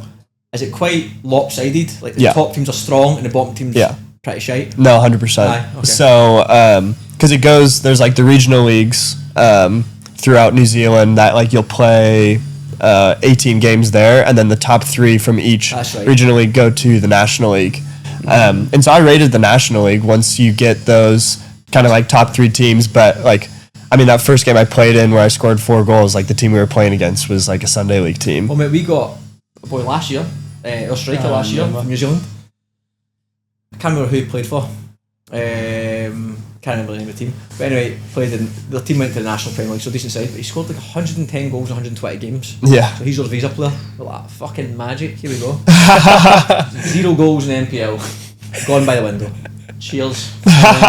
So then, and then within I think a month we went back to New Zealand League. I mean, great guy, lovely boy, but didn't work out from here. Yeah. And then a month later, how's he getting on over there? I scored like 7 goals in 3 games. I'm like, what the fuck's happening over in that league? Yeah. No, it's just like the top teams are like quality. Like Aye. I would say the top teams could be playing like NPL 1 here. Yeah. But then just that the bottom 3 teams, so maybe top 3 are really good. The bottom 3 are. It's a big disparity, Yeah, it's a big disparity. Yeah. So I mean, it was an interesting league in that point, but it was just exciting to get to like National League where like every team you're playing like is gonna like be at that decent level and showing up when the team is like you beat them 7-0 last game. Yeah, it's And hard, then it's just like hard to show up in that kind of way. And then how did you go for New Zealand to then Sydney? How did Sydney come about? Yeah, so honestly, when I was in university, actually, I always like messed about with a mate that we would go play in Australia one day. And so when I was in New Zealand, I was like, I'm in this part of the world, like I'm gonna go play in Australia. I want to like see what that's like. I mean, to be fair, like a lot of the guys in New Zealand were like, it's a bit better level. A bit better. Fuck off, man. You're getting paid like better. And I was like, well, those don't sound like too bad things. So then like from there, kind of just like trying to like network and connect with like anybody I could kind of like in kind of like Australia, whether that was like in Melbourne or in Sydney. And so talking to kind of a bunch of different kind of like contacts, agents, and was like pretty close with a kind of like a couple of different teams. And Who else were you then close with? so in Perth there was like a team that had like offered a decent deal, and then also in Adelaide, and then was talking to a team up in the Gold Coast. Yep. But I kind of knew like if I was coming over, I kind of like wanted to do either Sydney or Melbourne. Was there any offers from other NPL teams other than Manly? No. Okay. But so I was buzzing when kind of like Manly got in touch, and I honestly knew a bit more about Melbourne, just because I talked to kind of like more people over there and didn't know totally the layout of Sydney. But pretty quickly it was kind of like sold you're gonna live in paradise, mate. looked up Manly, and was like, yeah, that doesn't look too bad. It's not quite Miami, but it'll do. How would you compare Miami to Sydney? I mean, it's similar in a lot of ways of just kind of like tropical kind of like climates. I would say Miami is like, I would say hotter and like a lot more humid even. Yeah. Okay. Sydney's like a little bit just like calmer in that sense that you'll still get like kind of like crazy rainstorms here and there, but in Miami, like if it's raining, like it might be like flooding and you can't drive. What about lifestyle wise? Is it how different is it? Yeah, I would say Miami, if you like probably couldn't tell, is like very big on nightlife. Yeah. And kind of like that big lavish lifestyle. Whereas I feel like probably kind of like a token maybe of like Australia and especially Sydney, it's like very kind of like active and kind of like you're doing stuff during the day, but maybe like it's not like at night. It's like Yeah, it's like nightlife's pretty pish. Yeah. Melbourne nightlife's a lot better. But Sydney's brilliant for outdoors. So but yeah. Quickly, for you looking at Manly this year, what are the ambitions in terms of team finishing the top 6 this year? Top 6 for sure. Yeah, I'd say. I think we're in a good spot at the moment, and then like that top 6 is pretty congested, like in and around. Yeah. But like, yeah, for sure. The goal at the beginning of the season was make finals. Yeah. Brilliant. And then both of you personally, like, do you have ambitions to potentially try and go and play at a higher level? Or like, what's the kind of goal for you? What about the Australian Championship? We spoke to you, Darcy, quickly about the Australian Championship. You said obviously it interests you. You moved away from Olympic to Manly, despite Olympic maybe being in it. What about you? Would you be interested in the Australian Championship? Is that something you're interested in? Yeah, I mean, I'd definitely be interested in it. I would say like it is definitely like still kind of like such a new and interesting concept. It's almost it will be like interesting to see how it kind of like plays out for the first time this year. But I mean, getting the chance to like play more games, because I mean, obviously once the season cuts off, then it's a pretty long off season. Yeah. So the opportunity to play more games is always is always interesting. But Do you find yourself staying? Like, could you see yourself staying in Australia long term, or is it something just take it as it see as you go? yeah, I mean it's a bit of both. I mean, like it's still somewhat early on, just like kind of getting used to the lifestyle and the league and all that. And so I'm kind of like getting to that point of like I would have no problem. Like, I mean, it'd be awesome to stay long term in such a beautiful place. And like the team is like so welcoming and been so great to me. But at the same time, like you just never know what opportunities like will come up. I mean, like career wise, I mean, maybe I feel like being in the NPL and being international, it is pretty hard to be able to get up to that A League kind of like jump. That is a big hump, and you need to obviously perform to a pretty extreme extent in the NPL to make that. But championship to A League might not be a big stretch. Yeah, no, I totally. think that is a step. You're looking stepping at stone. Yeah. People who are young enough and fancy it. But yeah, I mean, at this point, kind of like seeing where it goes, trying to not like put too much pressure on it. And I've kind of with the travel and playing like football lifestyle, it's almost like you're always looking at like, okay, like what's next? And it's like, I feel like I've always found the hardest thing to just like be present and just like enjoy it. It's hard in life in And general. So past little bit, I've like kind of like really taken time to just be like, in X amount of years, I'm going to look back on this experience and be like, oh, I was playing for this cool team in Sydney, Australia.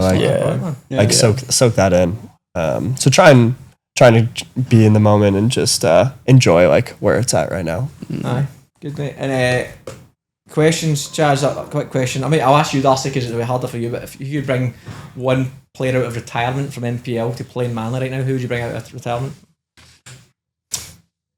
There was actually a player retired like a week ago, I think, Alex Sanchez, man, who was at Olympic. Right, okay. Just a guy who's... Yes. Nice Cross was talking Yeah. about. He's his class. Perfect timing, man. He retired like, I think, last week Who or was he something. playing for? He was playing in India. Oh, was he? Aye. Yeah.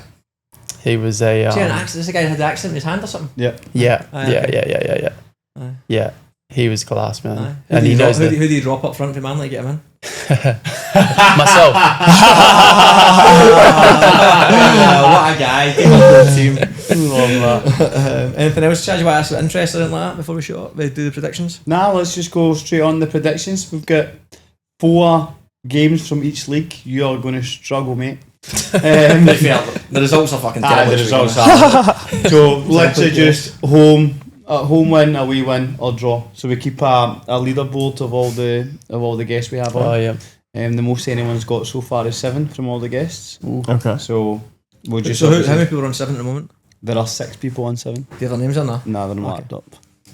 What did we get last week? What? What did we get last week? I think I done shite because a lot of teams lost. You get 4, I get 4.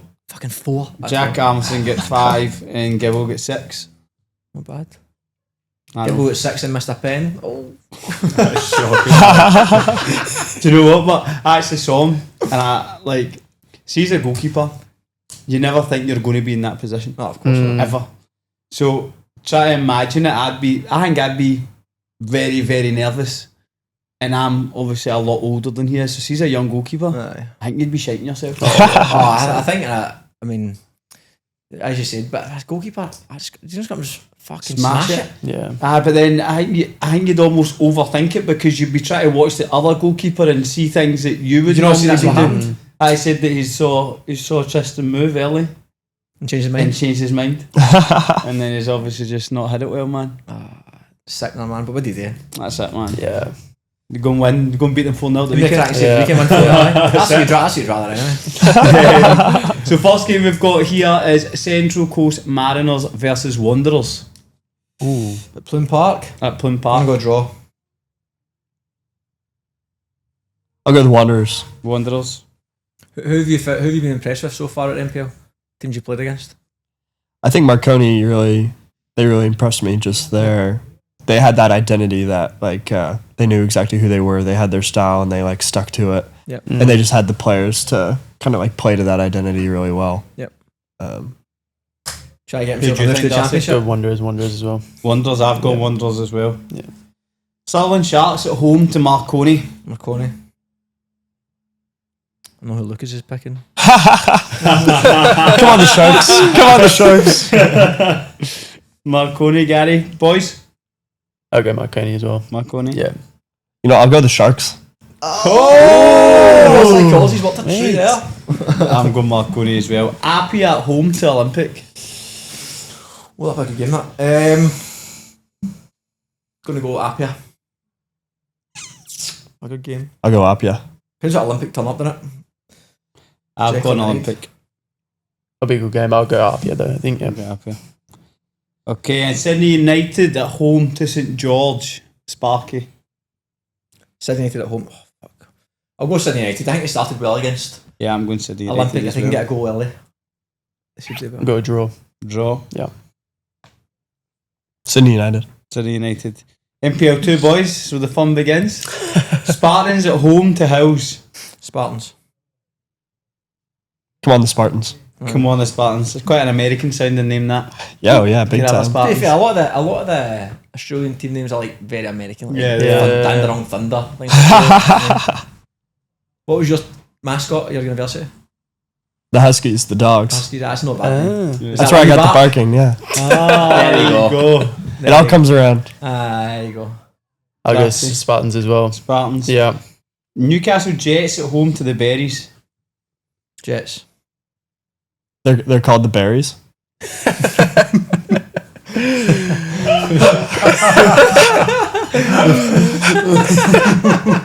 know why that's funny. It was so serious in the question, that's why it's funny.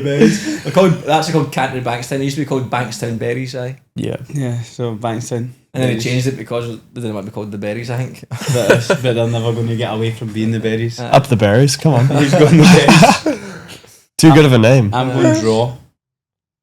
I'll go Jets. You're going Jets. Yeah.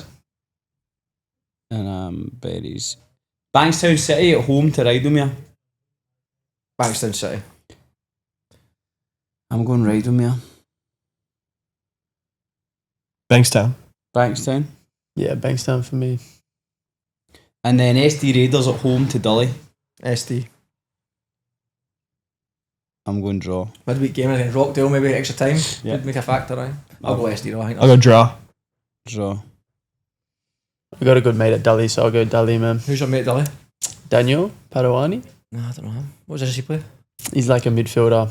Start to start. I think he started, he's been starting like on and off. I heard they just got 2 ACLs. Dilly. Oh, no. Oh, Two yeah, post heard about ACLs, that. aye. Yeah. I think two of their main players. Yeah. I can't remember who it was. It was Perko was telling me. It's a shame, man. I remember. So now you need to pick first every game, Lucas. NPL 3. NPL 3. Come on. The Parramatta Wombats. versus Hawkesbury. Draw. The Bananas versus the Tangerines. Where the dogs at? Come on. Has anyone got a name that's dog related? Nah.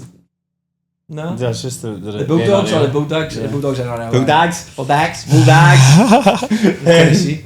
I'm going Parramatta. I'll go Parramatta as well. Yeah, Para. And then Bankstown United at home to Prospect. It's actually quite a big game. Prospect. Prospect. I already win Bankstown once, so I'll go Bankstown twice. Oh, aye. Twice. Ooh. I'm going to go draw. You would love Bankstown. Yeah? I think you should move there. You could move Good there area. to Manly. You would enjoy that. You'd fit right in, I think. Lots of barking up there? But actually, you'd be surprised. I think there will be Yeah. night time after 12 o'clock. Aye. Yeah. Prospect. You're going Prospect as well. Right, Nepean at home to Dunbar. Fuck. Stuff for the coin, man. I'll go Dunbar. Away. I'm going to go Nepean. Dunbar. Dunbar. Nepean. Nepean. Last game, Granville Rage at home to Hurstville Zagreb. You see, that was like a pure mass. Like that. That's quite a big game. Okay, I'll go Zagreb. Zagreb. He's only get 12 out of 12, isn't he? That would be Did you absolutely wing it? I'm going to go home and get Emma to put all of your selections on a bet. If you get 12 out of 12, you get a bottle of champagne. There we go. I think the highest has been 8. 9, I got 9 one week. Last game, boys. Granville Rage or Hurstville Zagreb? Was it Rage? Yes. We'll go with the Rage. Let's go with the Rage. The Granville Rage logo looks like Darcy's sofa score image. I know the one, man. Except the couple. Where do you go, I'll mate? go Zagreb. You're going Zagreb. Yeah. Gentlemen, thank you very much for your time. Thanks What for a telling us. pleasure. You guys, thanks so Enjoyed much. it. Thanks, boys. mates. you. That was awesome. Yeah, good episode, man. Yeah. Thanks for having us. What was that guy's name you said? The gaffer was the one.